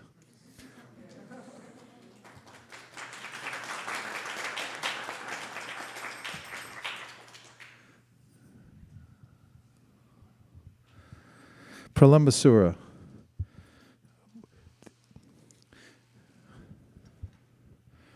Pralamba snuck in. He disguised himself as one of the cowherd boys, put on a little turban, tucked his dhoti in the way the other cowherd boys were wearing theirs, and came into the assembly of cowherd boys, Krishna Balaram. Krishna greeted him, and he called him Bhadram, Bhadra, which has various meanings, and one of them is auspicious. He was being tricky. Krishna knew who he was and what his intention was coming there. But he didn't want to blow his cover to start with, so he called him Bhadra. So the cowherd boys took it that he was a friend. And this is another incident in which Balaram also came to know after Krishna of what was going on with this character or in a particular situation. So Pralamba had the intention of killing Krishna, who was sent by Kamsa. And Krishna then matched up the boys in a game which would result in the victors riding on the shoulders of the ones who lost. And Krishna helped to oversee the choosing of the teams because he wanted two things. One is he wanted it to be fair, so it was a good match. And the other was he wanted to make sure that Pralambasura had to carry Balaram on his shoulders. And that's how he matched up the two teams in the game. And so the result of the game was that Pralambasura had to carry Balaram on his shoulders. And they were to meet after carrying their victors at a certain location, Bandirava tree, which is a magnificent big tree. But as they all walked down there, Pralambasura kept going. And Balaram noticed that he passed the tree. And then he started to notice that the demon was changing. And Prabhupada mentions there that in the presence of the Supreme Personality of God, demons can't exercise their mystic power. So he couldn't maintain his form as a cowherd boy. And he began changing into a large form. And he also had the intention of killing Balaram. So Balaram then, when he saw the expansion of the demon, and for a second was surprised by it, and then realized, oh right, I'm Balaram. And with one stroke, he smashed his head in, which broke his head. And there was some fluid that came out that was like red manganese. And the demon died. And the story's over quite quickly that Balaram killed Pralambasura, and then the boys went on after glorifying him for killing the Pralambasura demon. So he's an iconic demon, an iconic figure. Pralamba is the one in the descriptions Bhaktivinoda Thakur gives of these demons. He talks about Pralamba. Yes, it's a lamba. It's a kind of pralamba means overextended. Overextended means he's covering something up. He's trying to present himself in such a way to show himself as something else that he isn't. That's what he means, overextended. So this tendency to be something that we're not is what Bhaktivinoda Thakur says Pralamba represents. To have some kind of pretense and not being sincere. So the most important quality of a devotee is arjavam, or simplicity. And it's the opposite of duplicity. Or it's juxtaposed with duplicity. Simplicity means that you present who you are. You're able to admit your faults. So as devotees, as Bhaktivinoda Thakur points out in his own poetry, he shows the example in Amar Jivana of just saying all these, giving this description, this is what I'm like, admitting all these things. Of course, he's not like that, but any conditioned soul is rotten to the core, basically. And I shouldn't think, oh, I'm a liberated soul, I'm fine. But one should admit one's frailties and not be afraid of pointing out one's own shortcomings in the right context. In simplicity, the devotee doesn't try to hide oneself like Pralamba did. He came in, says Bhaktivinoda Thakur, meaning to do something else. He had a different motive in coming into the assembly of Krishna. So he says, when we come into the assembly of Vaishnavas, if we're to be freed from this anartha, then we have to be simple. And it means that, actually I heard Gaur Govinda Maharaj once say that if you have a question in class, and then you don't raise your hand because you think, well, everyone will know then that I didn't know. I said, you're a rascal. because that's not simple. You don't know, don't be afraid, ask. And I've been thinking how I heard a phrase a while back that you never lose credit by giving credit. And similarly, you never become degraded, and your reputation never becomes degraded by admitting your faults. In fact, it's the opposite, paradoxically, because I think if I hide my shortcomings, then nobody will know. But when I reveal them, and everyone will think like, oh, okay, you're just like us. But actually, just like us means you're hiding your faults also. But an exalted person, a simple person, an honest person is able to admit, these are my faults. This is where I'm the shortcomings.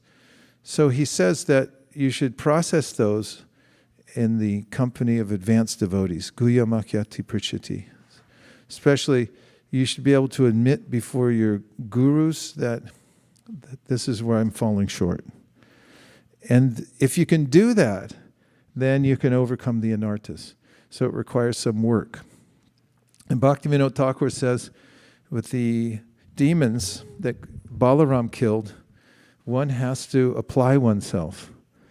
And so in the case of this anartha of trying to hide some bad qualities or to try to pretend to be something I'm not, one has to learn how to reveal one's mind in confidence to an advanced devotee so that one can unburden oneself from that anartha.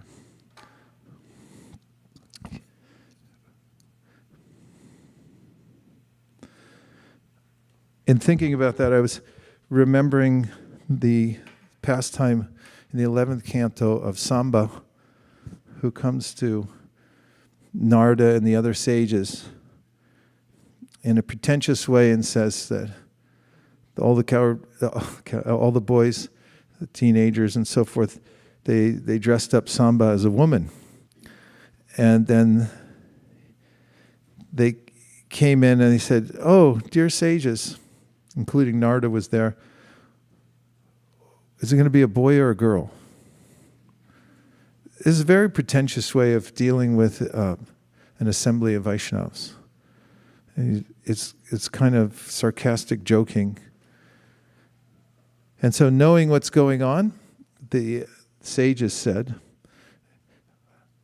Narada in fact pronounced that you'll give birth to a lump of iron that will kill your whole dynasty.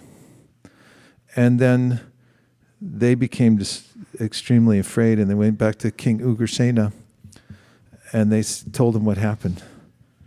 And they looked under his cloth, and there was a lump of iron there. So he said, grind it up.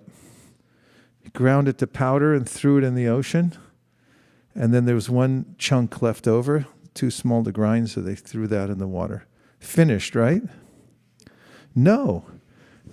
There were implications. It went and grew into the reeds. And those became the destruction of the whole Yadu dynasty, because later on, when they had an argument, they became intoxicated.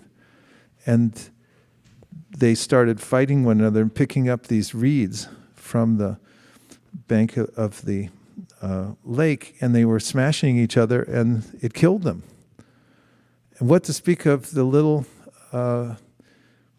piece that was thrown into the water, was swallowed by a fish. Later on, the fish was caught.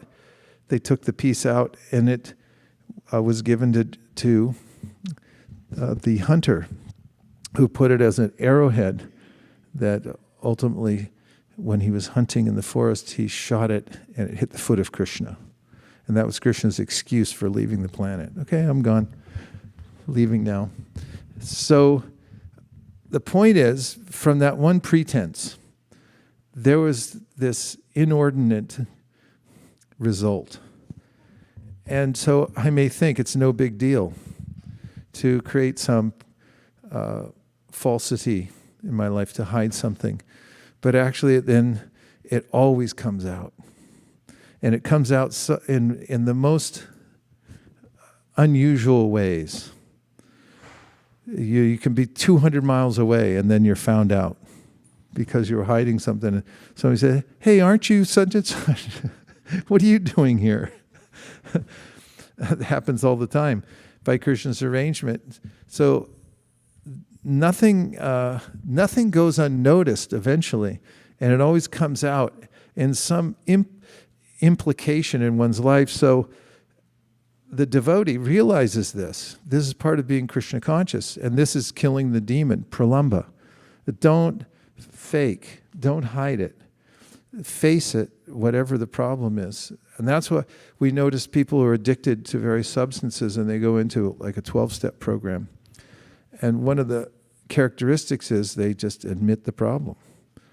That's why they get better, some of them. Yes.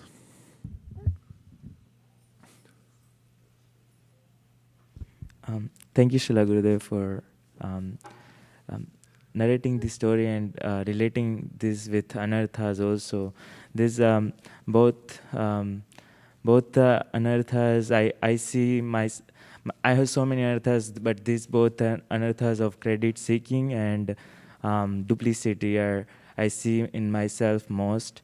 And I mean, sometimes, like somehow, just my mind tricks. It just works in a way like, okay, credit in a credit-seeking way that, okay,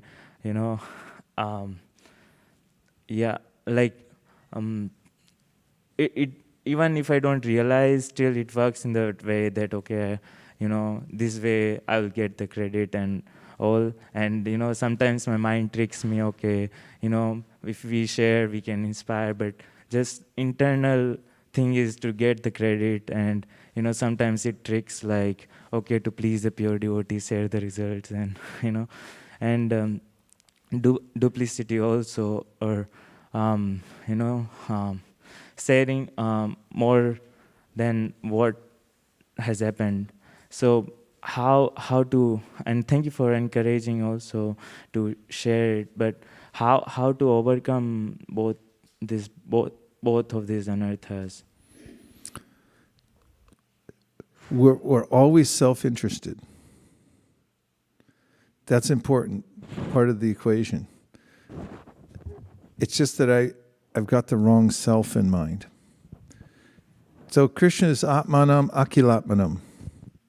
You know what that means? Atmanam Akilatmanam. It means Krishna is the soul of our soul. He's the self of our self. I'm so interested in my Atma, but right now in conditioned life, I think my Atma is my hair. I notice on Zoom, everyone gets on and thinks it's a mirror. I'm like, we're watching you, So I try to turn off the self-view. I'm tired of seeing myself in there, and they're like, "Hey, hi," stop it, that's not you.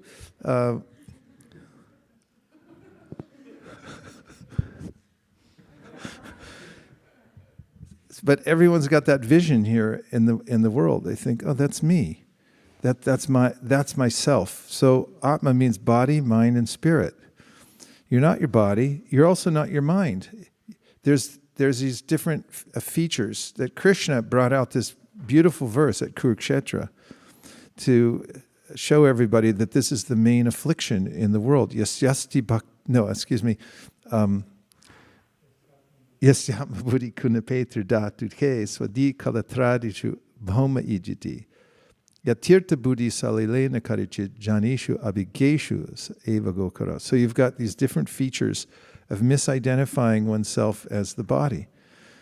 So the first one is to think that this body, this physical body, is me. And the second one is to worship one's homeland. And then the next one is to go to a holy place and just think it's for taking a bath and not to meet meet sacred people there. So there's a verse from Prahlad Maharaj in his prayers to Lord Nrsingadev. Naivatmana prabhuridam nijalabhapurno manam jananti vidusa karano vranite yajjano bhagavati pratilabhya kamo hrid rogam ashpaparino. I missed the last line. He says, pratilabhya, a reflection. We're a reflection of Krishna. So when you decorate your face in the mirror, then you see when you decorate your face, then you see the reflection in the mirror is decorated. And so the point he makes is, don't worry about taking care of yourself so much, just take care of Krishna. Because he's the source of yourself. He's your real self. And when you do that, then you're automatically decorated. So the way to overcome this puja labha and pratishta, it's misplaced. Just give it to Krishna. And you'll see advanced devotees doing this, that they hand everything to their guru. And then, Guruji, you take it. And the guru's like, yep, pass it to the next person. Nobody who's a guru thinks I'm a guru, otherwise you're not a guru. Everyone thinks I'm a messenger, I'm passing it up. And so we have to be instruments. We never take anything. We have to give it to Krishna. And then you realize, however, from this verse, when you give it to Krishna, that's when you actually get fed, not before. You can't take it individually and say, you're like, here I am. It's like, everyone's like, who cares? I'm here too. I got here before you. There's a lot more other people that look much better than you too. But if you just give it to Krishna, then you find this uncanny way in which you get all the credit. Krishna gives it to you in the correct way. And there's this awareness that Krishna's taking care of it. He knows how to give credit to everybody properly, just as the stomach, when it gets food, it knows where the glucose goes, right to the brain. It knows where all the other different trace elements are meant to go. I don't know. So if you get in this mood of whatever puja, worship, labha, gain, pratishta, kind of fame that I want to have, and you just transfer it to Krishna. So you can handle it. And that's what Krishna says in the Gita. Bhoktaram yagada. I can handle this. You can't. Don't try to touch it. It'll blow up in your face. And that's reality. It's real. And if you get into that mode, you'll find that you're completely nourished. You don't lack anything at all.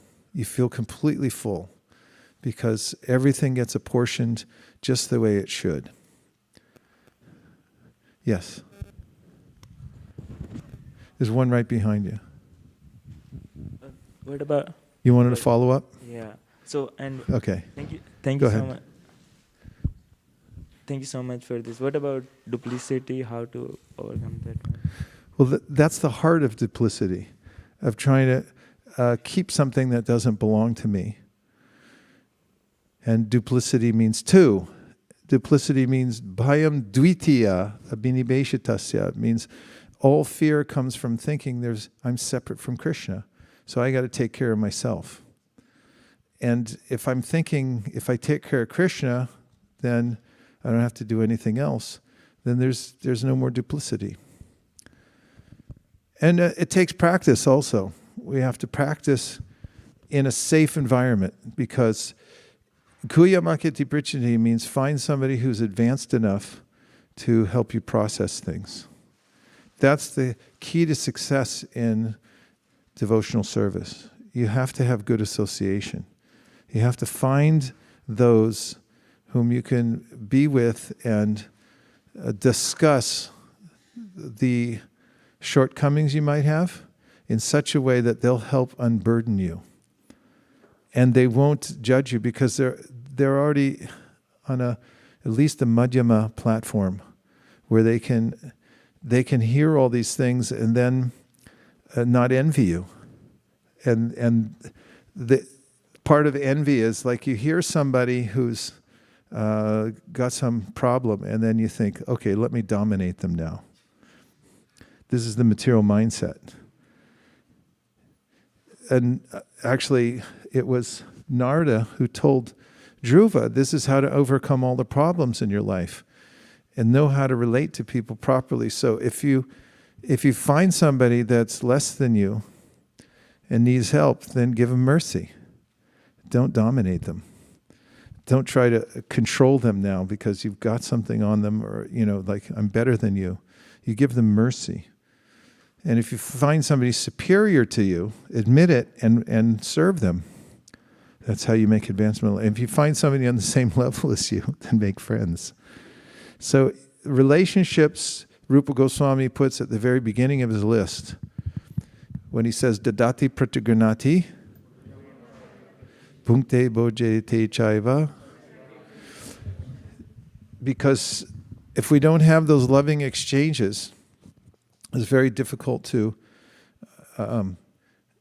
unburden ourselves. We have to have a safe place to go where we can say, like, am I okay? And look at, this is how I'm feeling, and process it on a regular basis. Maybe even every day or every hour, how much ever you need. Okay? Okay, 1, 2. Prabhu already midway through. Yes? I just pronounced 4834. 4834 is being entered into evidence.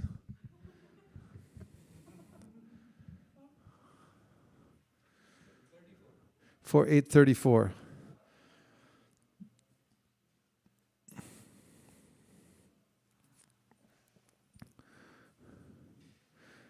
Keep going. Every man should act like this. When he meets a person more qualified than himself, he should be very pleased. When he meets somebody less qualified than himself, he should be compassionate toward him. And when he meets someone equal to himself, he should make friendship with him. In this way, one is never affected by the threefold miseries of this material world. Hare Krishna.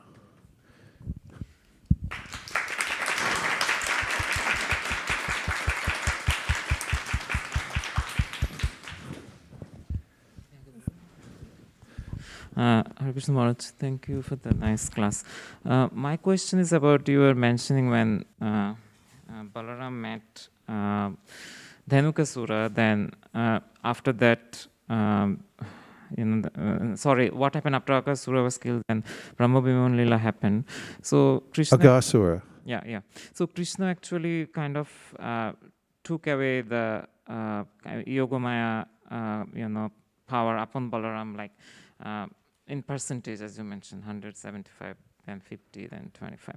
So I was wondering, in a similar perspective, like when we take shelter of a bona fide guru and take up devotional service and start practicing it, like how does Krishna removes this effect of Mahamaya? Like, is it like a percentage way, as you mentioned, or like it depends upon the Yeyata mam prapadyante tam sataiva bhajamyaham mama vartmana vartante manushya parta sarvasha. This is the rule. As you surrender to me, I reward you accordingly. So if you hold something back from Krishna and think like, okay, he won't notice that I'm not surrendering this, then, but if somebody fully surrenders to Krishna, then Krishna reveals everything about himself. It's very disarming that somebody says, okay, I'm going to take your instruction. Sarva Dharman. What? Sarva Dharman? Sarva. How much? Everything. Just surrender everything. And if somebody takes that to heart and says, yes, I'm gonna enact that in my life, then Krishna reciprocates accordingly. And we see from the Bhagavatam, with those who are utterly surrendered, then Krishna himself says it's such an exalted thing to do, to use your free will, to surrender to me, that practically you'll be satisfied with your own exalted position. Because Krishna admits he couldn't reciprocate with the gopis because they gave so much surrender to him. So that's the best idea anybody's ever come up with in their lives. If it was for a fleeting moment, it's a good idea. Embrace it and organize your life around that principle. Surrender to Krishna, and plan out, if you're going to make a plan, make a strategic plan, how can I surrender everything to Krishna? That's where ultimately Varnashrama is. It's this idea, it's like, okay, you got different sections of your life, plan it out so you can ultimately just surrender to God. So, Prabhu, the thing is, the more we surrender, you're saying, the more the potency of Maya will be lifted from us. You surrender 25%, 25% will be uncovered. Okay, Prabhu. 33%, 33%, you'll be able to see. Okay, Shamalangi and then Srivas Prabhu.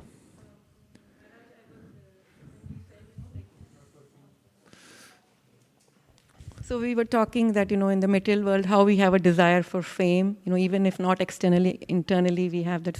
So, and also you said that devotees, they give it to Krishna, and that's, so I was remembering the pastime of Madhavendra Puri after the Remuna, when he, the Lord, like Krishna came as Khirchora Gopinath and take, so he didn't want to become famous because everybody would know and follow him. So next day he leaves, he goes away to Puri.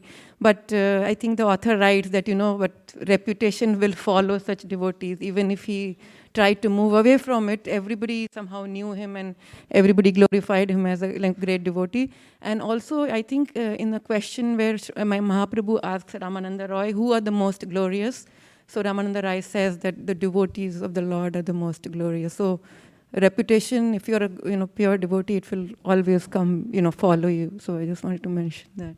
This is the refinement of consciousness that one notices that puja, labha, and pratishta are disturbing my relationship, my bhajan, my relationship with Krishna and my ability to worship him. And therefore, as Raghunath Das Goswami writes about how this idea of fame is like the urine of a donkey.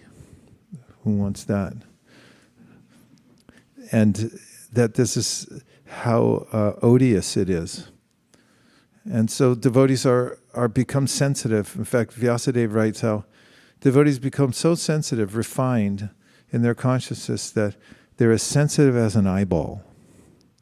The eye is so sensitive that if a tiny little particle of dust gets in there, you're like, what happened? And so if devotee accidentally entertains for a moment some idea, like, oh, maybe that'll make me better. And then, oh, God, that was horrible. Get it off me. Let me clean my eye and let me clean my heart of that idea. So devotees protect themselves from puja, labha, and pratishta. But it seems like a contradiction. As Srila Bhaktisiddhanta Saraswati Thakur mentions that sometimes you have to take that. So he says when the village girl learns dancing and then the recital time comes and she comes up on the stage and then she goes in the corner and covers her head. And the instructor comes out and said, no, now you dance. You show everything you learned. But that's also another kind of humility, is to be able to take some, like Srila Bhaktisiddhanta Saraswati Thakur at his Vyasa Puja, he said, what am I, a zoo animal? I'm sitting up here on this big seat and everyone else is sitting down there and then I'm taking all these praises. He said, I must be a big animal in the zoo. And then he said, no. Chaitanya Mahaprabhu said, you must do this. You must become guru. He said, therefore, I'll take this as my service, but you don't touch it. Not one particle can you touch. It has to be passed up. That's the point. And so it's not that we become reticent in all conditions of life. We have to be able to move about and do our duties in various ways, but it's the internal processing of everything that we come in contact with, whether it be wealth building or whether you have to take a position as a leader and take some accolade at some point. All these things are offered to Krishna, and you're not thinking, this is mine, this is me. And you're like,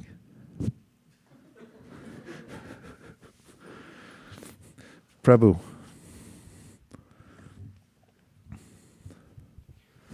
So, Krishna and Balaram, they had differences of opinion, especially, during Subhadra's pastime, or Balaram being very neutral during Kurukshetra war.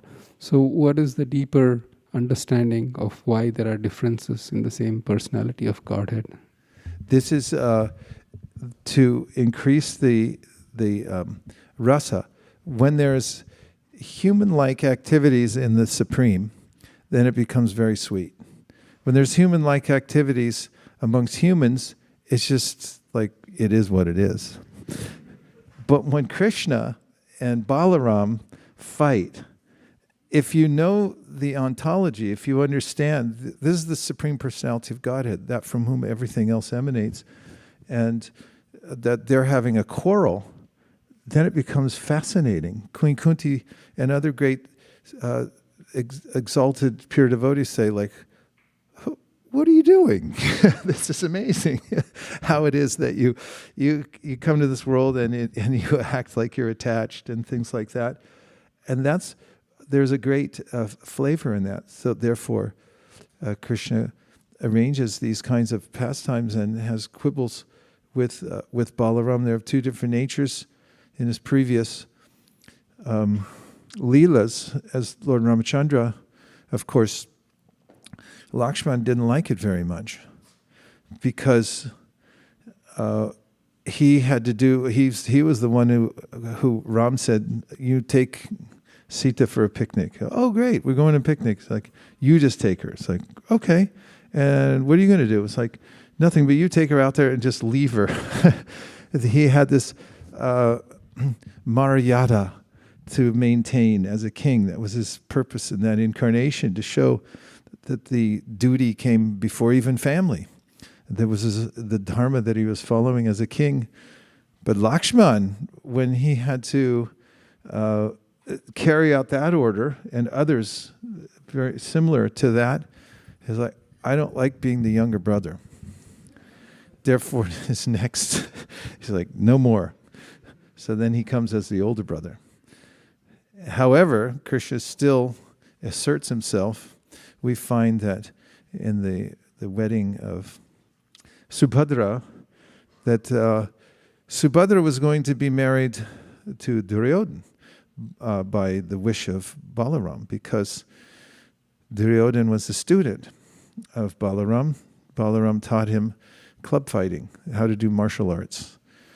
And he became very expert. He learned from the best teacher.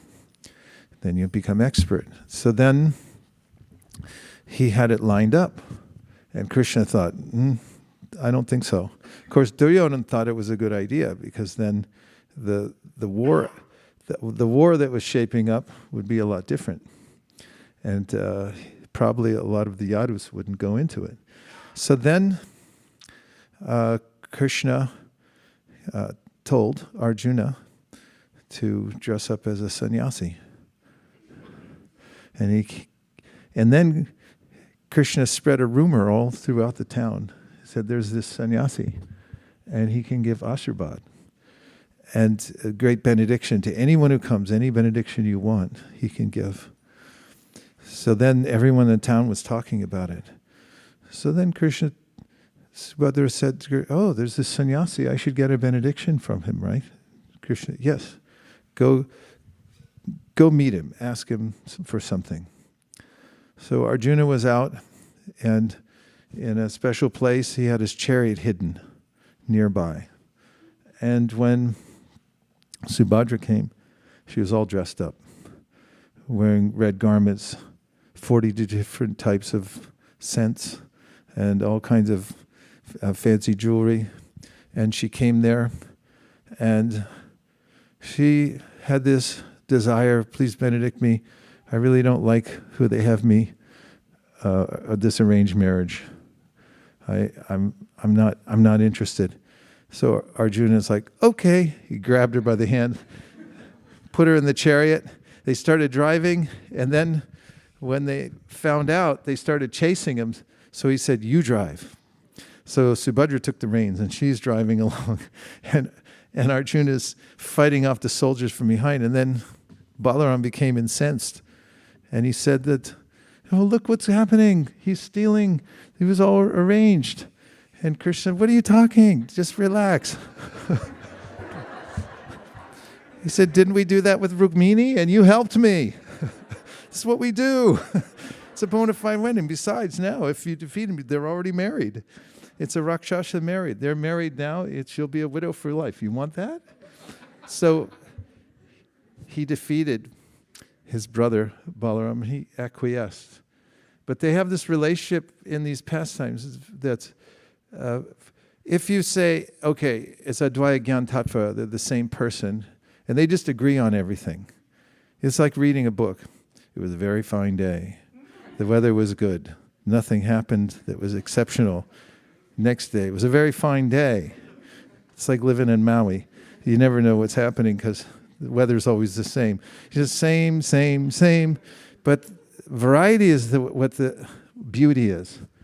And when there's some acrimonious dealings between those we know are the absolute, and they're fighting amongst each other, we think, oh, what is this? It carries away the mind. It's so sweet and beautiful. And that's what's going on in the spiritual world. In fact, as Kaviraj Goswami mentions at the beginning of the Chaitanya Charitamrita, that Krishna himself appreciates the scolding of his consorts more than the reverent hymns of the Vedas that you hear in Vaikuntha. But when it's like, Krishna's here, he's come to see you. We don't want to see him. Tell him to take a hike. And Krishna, these kinds of exchanges are the nectar of the unceremonious love that takes place with Krishna and his devotees in the spiritual world. Yes.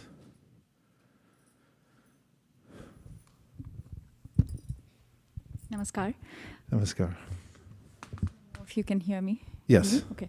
So I just wanted to ask you if maybe you can throw some light on how we as youth can sort of prioritize spiritual pursuit, right?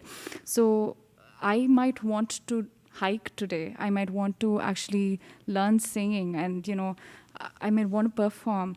All of those form my priorities in this materialistic world. Like you rightly pointed out, I might want to become the VP or whatever it is, right? So, but at the same time, I need to also devote certain amount of time in order to grow in my spiritual life, right? So how do I sort of prioritize between hiking with friends versus actually certain things that I want to do versus also being a part of a spiritual practice and, maintaining a good balance of both? Oh, what a good question. So practical. Thank you very much. Well, fortunately, Krishna gives us the answer right in the Bhagavad Gita. So he says in the 9th chapter of the Gita, Yat koroshi arashnasi as johosi dadasi yat tapasyasi konteya tat kurishva madarpanam. Whatever you do, whatever you eat, whatever you offer in sacrifice, whatever austerities you perform, do it as an offering to me. That includes everything. So whatever we have in our life, we have some interest, say music. So music comes from the spiritual world. And when you connect it to your devotional service, it becomes a beautiful thing, and it becomes a source of happiness for you. It's something you can offer to Krishna. And that goes for all the kinds of things that we like in life anyway, like eating, my favorite thing. And so, my favorite song, Sharira Vijajal. I just become happy and think, all right, I'm gonna survive. I'll be okay. And whatever we eat, you can offer to Krishna. Just cook it for Krishna and offer it to Krishna, and then you can eat as much as you can.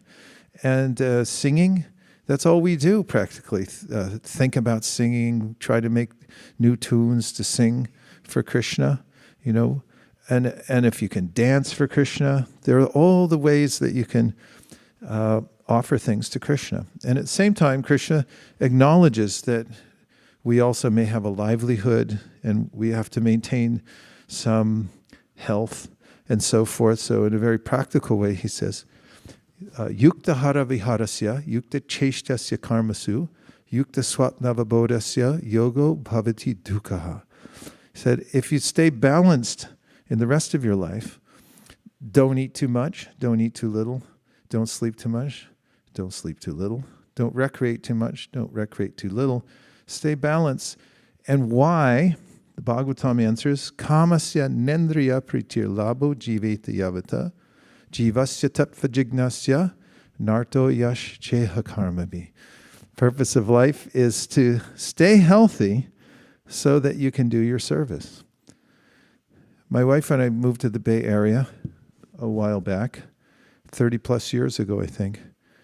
And we were trying to find a place to stay. Then we had to ask ourselves, what are we doing here in the Bay Area? I came here so I could continue I was at the time going to airports and distributing Bhagavad Gita and other books. Ramananda might have got a Bhagavad Gita from me, in fact, walking through the airport, San Francisco airport. Haribol.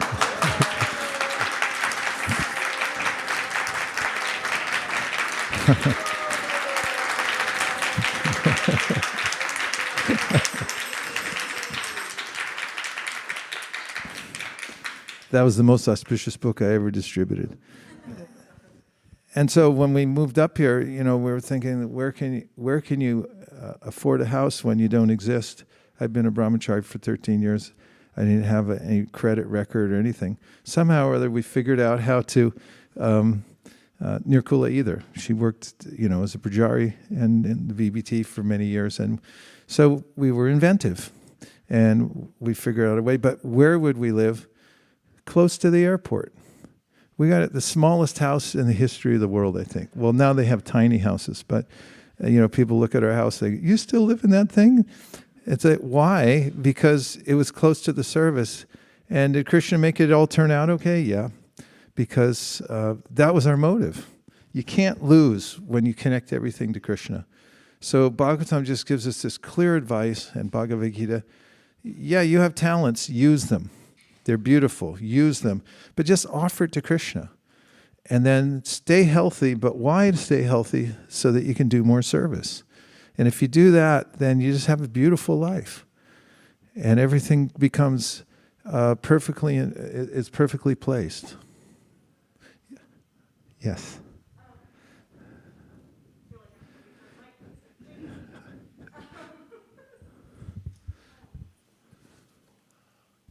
Haribol, Dandavat Pranam. Hari Hari. So I guess I actually had two comments. One was with respect to this, and I was thinking about it because my friend Gopika is here. A while ago, I met some friends who are not particularly devotees, but I hadn't seen them because of the pandemic, and they said they wanted to see me, and they took me to this park that I had never been to, and I was like, oh, this park is very interesting. I didn't know it was here, and it has a sort of interesting location by the freeway. And then this week, my friend asked me, can we do Julan Yatra in a park?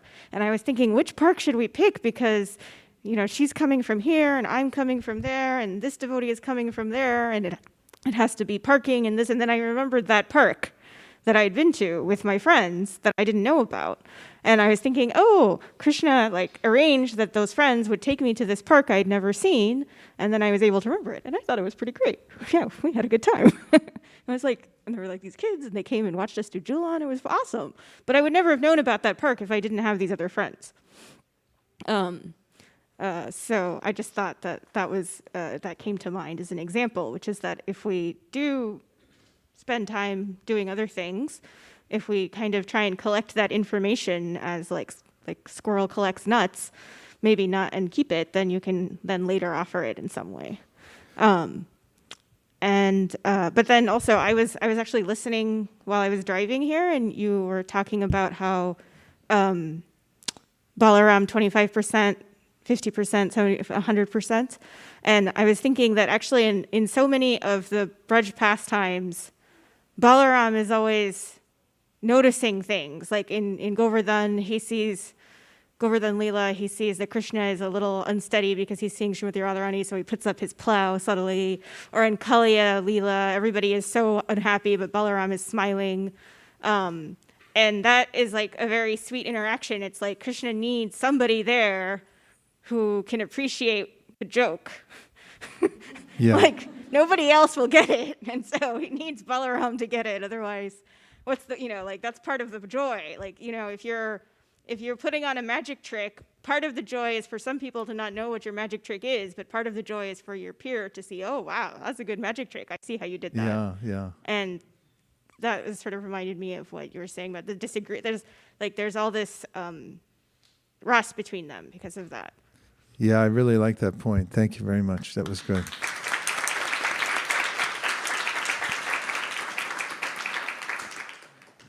And yes.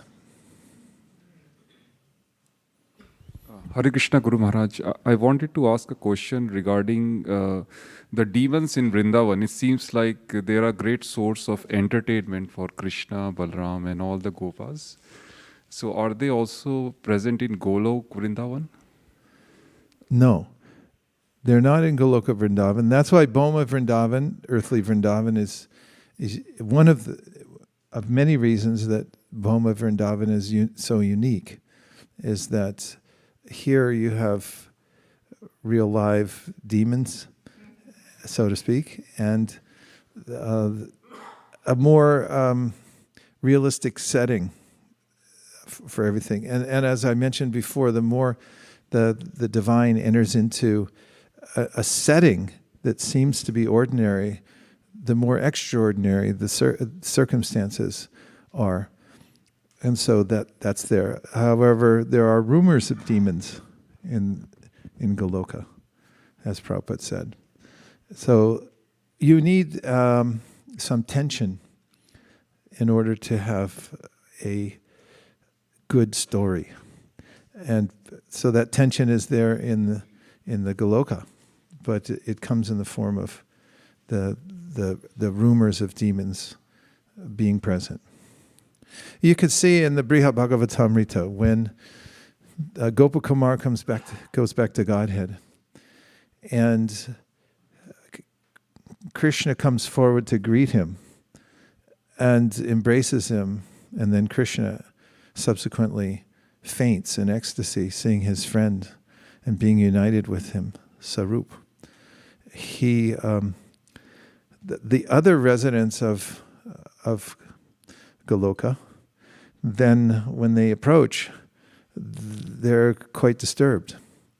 And some of them are thinking that, who is this person? Perhaps this person has been sent by Kamsa, by that wizard Kamsa. And there's something happened to Krishna.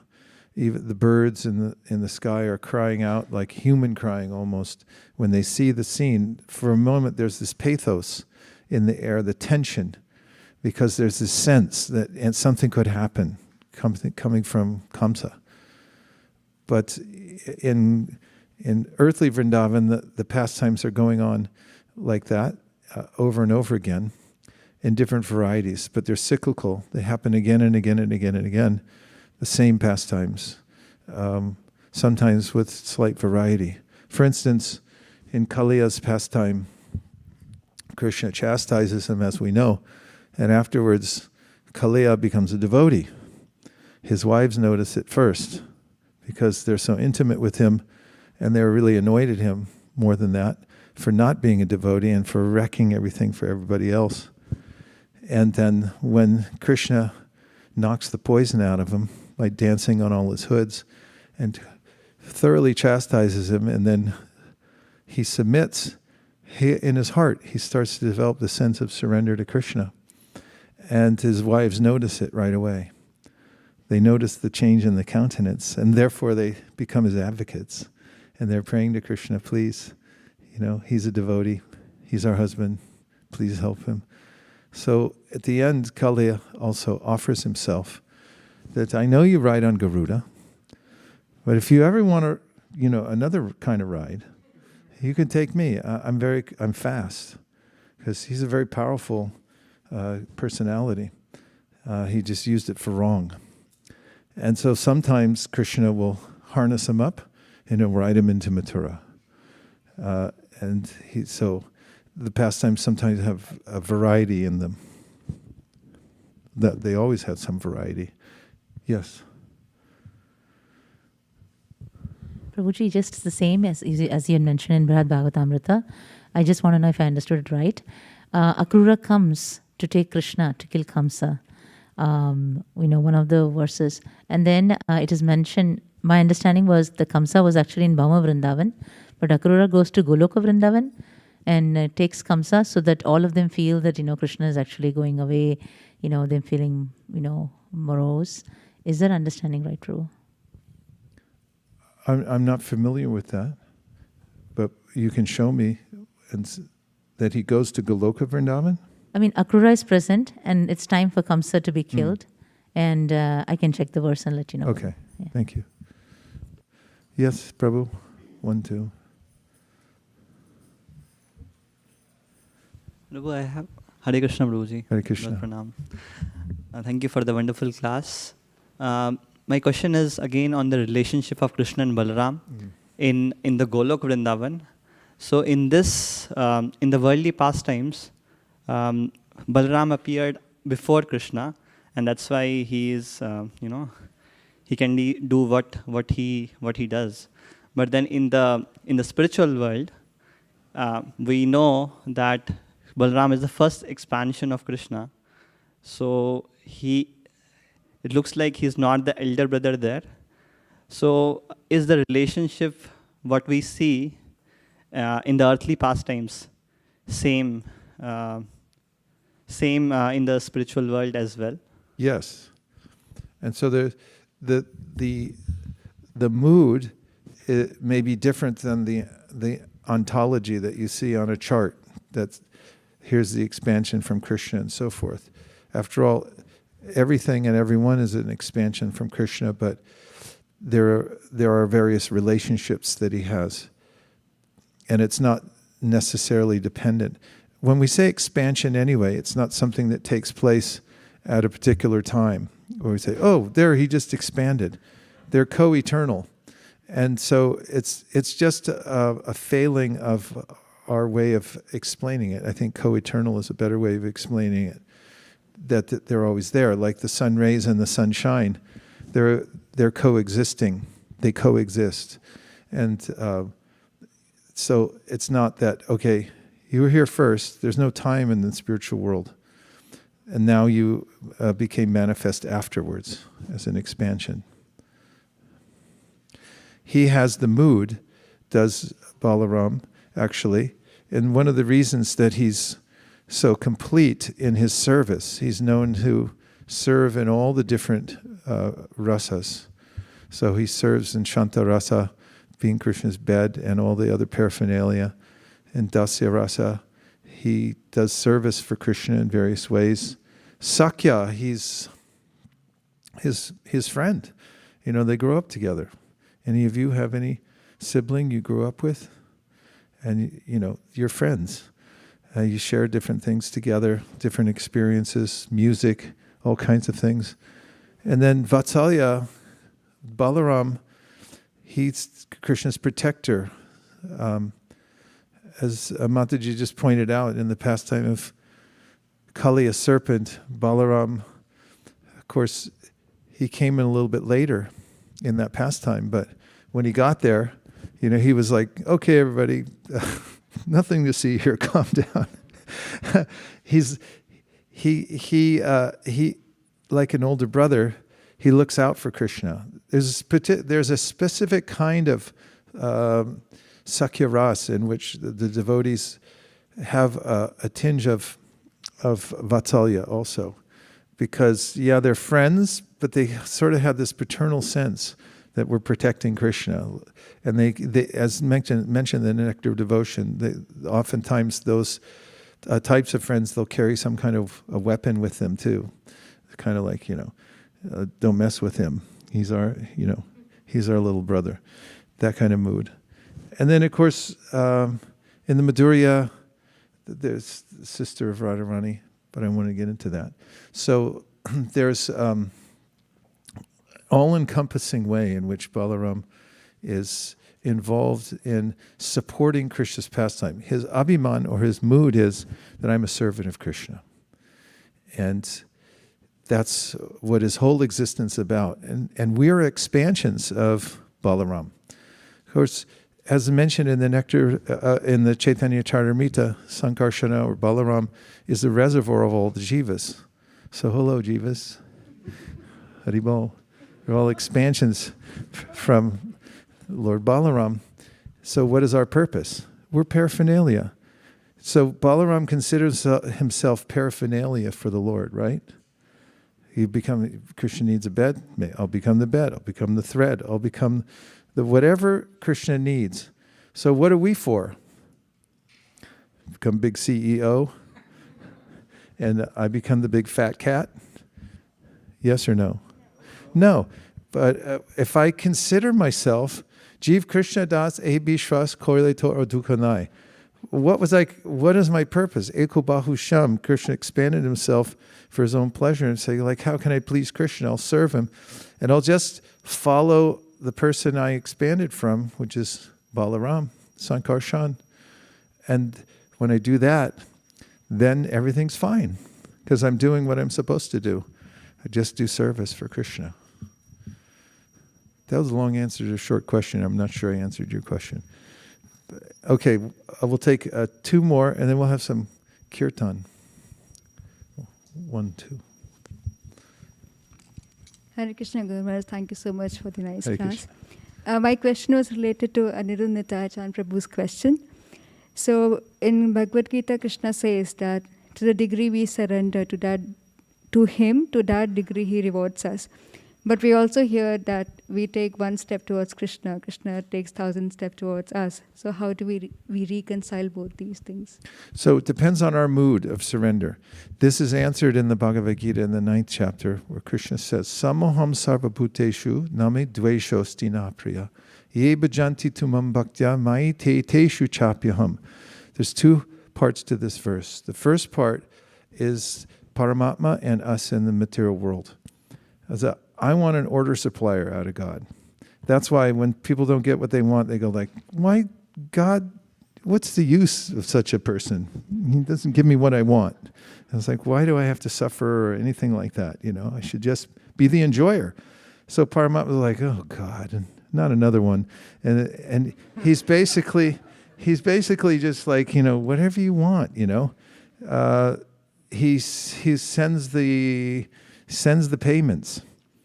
According to what we accrue in the material world, he arranges for everything, and he stays out of sight. So out of sight, he's in our heart. But because I'm the one who filed the divorce papers, and then he's so kind. Like, person gets divorced, and then he's like, okay, I don't want to say he or she doesn't want to see me, so I'll just keep sending the payments, but I'll have it come through a third party so that she doesn't even know where it's coming from, because she really doesn't want to hear from me anymore, just wants the money. So I'll just send it third party, doesn't know where it's coming from, make it through some shell companies, and then he was like, okay, getting facility, but doesn't hear from me at all. That's my position here in this world. So samoham sarvabhuteshu. Why wouldn't somebody be samoham? After all, you look at the Vishnus on the ocean, they're like half asleep. Why? Because, who wants anything? The material world, everyone's like, la-di-da-di-da, we're so great. And who's God? There is no God. And God's like, oh boy, I'll go back to sleep. So then he says the second half of the verse, ye bhajanti tumam bhaktya, but if somebody worships me, somehow they get mercy, they wake up to the idea that, like, wow, hey, wait a minute. This is kind of an interesting universe. There must be some creator here. And then, like, Krishna's starting to wake up and look. And then when you get Jagannath, his eyes are like this, because in Vrindavan, everyone's like full on, 24 hours a day, no sleeping. That's the city that never sleeps. That's the prema. It's just everyone's running full on all the time, serving Krishna. How can we serve him more? And so that's when he's ye bhajanti tumam bhaktya. Now, then the reciprocation becomes inordinate. So when we practice devotional service, we mention that, okay, take one step toward Krishna and then he takes 1,000 towards us. Because actually that's true also. As Krishna says in the Bhagavad Gita, I'm sorry, what's the verse? Neha Bikramana Shosti Pratyavaina Vidyate Swalpamapyasya Dharmasya Trayate Mahato Bhayat. So a wise person will say that, okay, it was just one tiny little thing, but that was, okay, now you're in. And as Prabhupada explains in the preface to the Upadeshamrita, he said, once you start the process of devotional service, then even if you decide you're not into it, you'll be forcibly dragged. That's Krishna's mercy. Anugraha means mercy. Anugraha means someone forces you to follow them. Anugraha. So then there's this way that a wise person sees what the potential of devotional service is. That if you gave one drop, that's a seed, it's gonna grow. And so like Prabhupada, he went everywhere. Shukadeva Goswami, Kirata Hunandra Pulinda Pulkasha, Abhira Shumva Yavana Kasaraya, Yene Chapapa Yarapashra Yashraya, Shudyanti Tasmai Prabhavishnavena. He said, doesn't matter who it is. They get a little association with a Vaishnav, and that person is going to come to the perfectional stage. So it means that devotional service is so potent that a wise person who knows how powerful it is, they'll make seemingly outlandish statements. Like we have Devahuti, Aho bata shwap chato gariyanya jiva gre vartateya namatubhyam te pusta paste juhuvusasna arya brahmanatra nama grananti ete. How wonderful this is, devotional service. If somebody says on the tip of their tongue one time, Hare Krishna, don't make fun of the Hare Krishnas. You're gonna be one of them later. I did it when I was a kid. I was walking with my brother in Berkeley, coming from music lesson, and we saw some devotee walking down the street with Madunga on his back, and I went, Hare Krishna. And the devotee turned around, Hare Krishna. Like, my brother looked at me like, what did you just do? So that means 1,000 steps. A person who knows the science, like Kunti, is saying one little Hare Krishna. And the next thing you know, the old Jed's a millionaire. So, this is the vision. And once one matures in devotional service, then that reciprocation becomes like an ocean. That's why I say, Hey Krishna, Karuna Sindhu. He's an ocean of mercy. And now we're going to have some kirtan, if that's okay. Yes.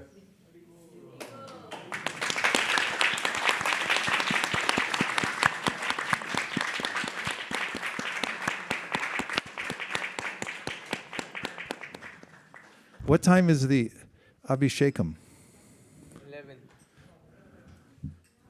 11, okay. 11 till 12?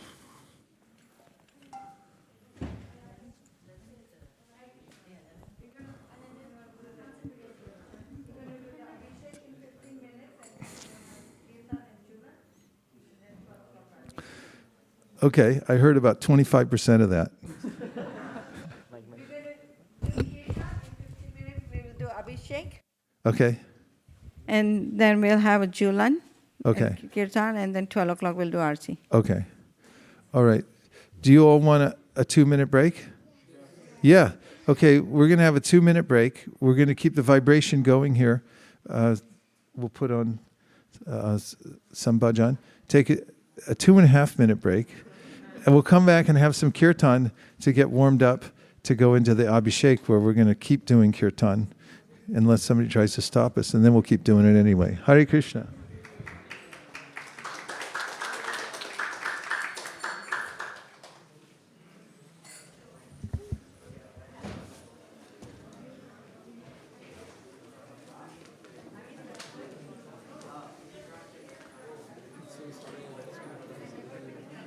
What class?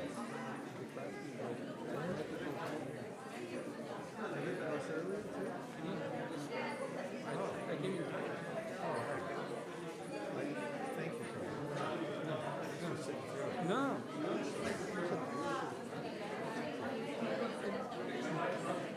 This 2 weeks we are getting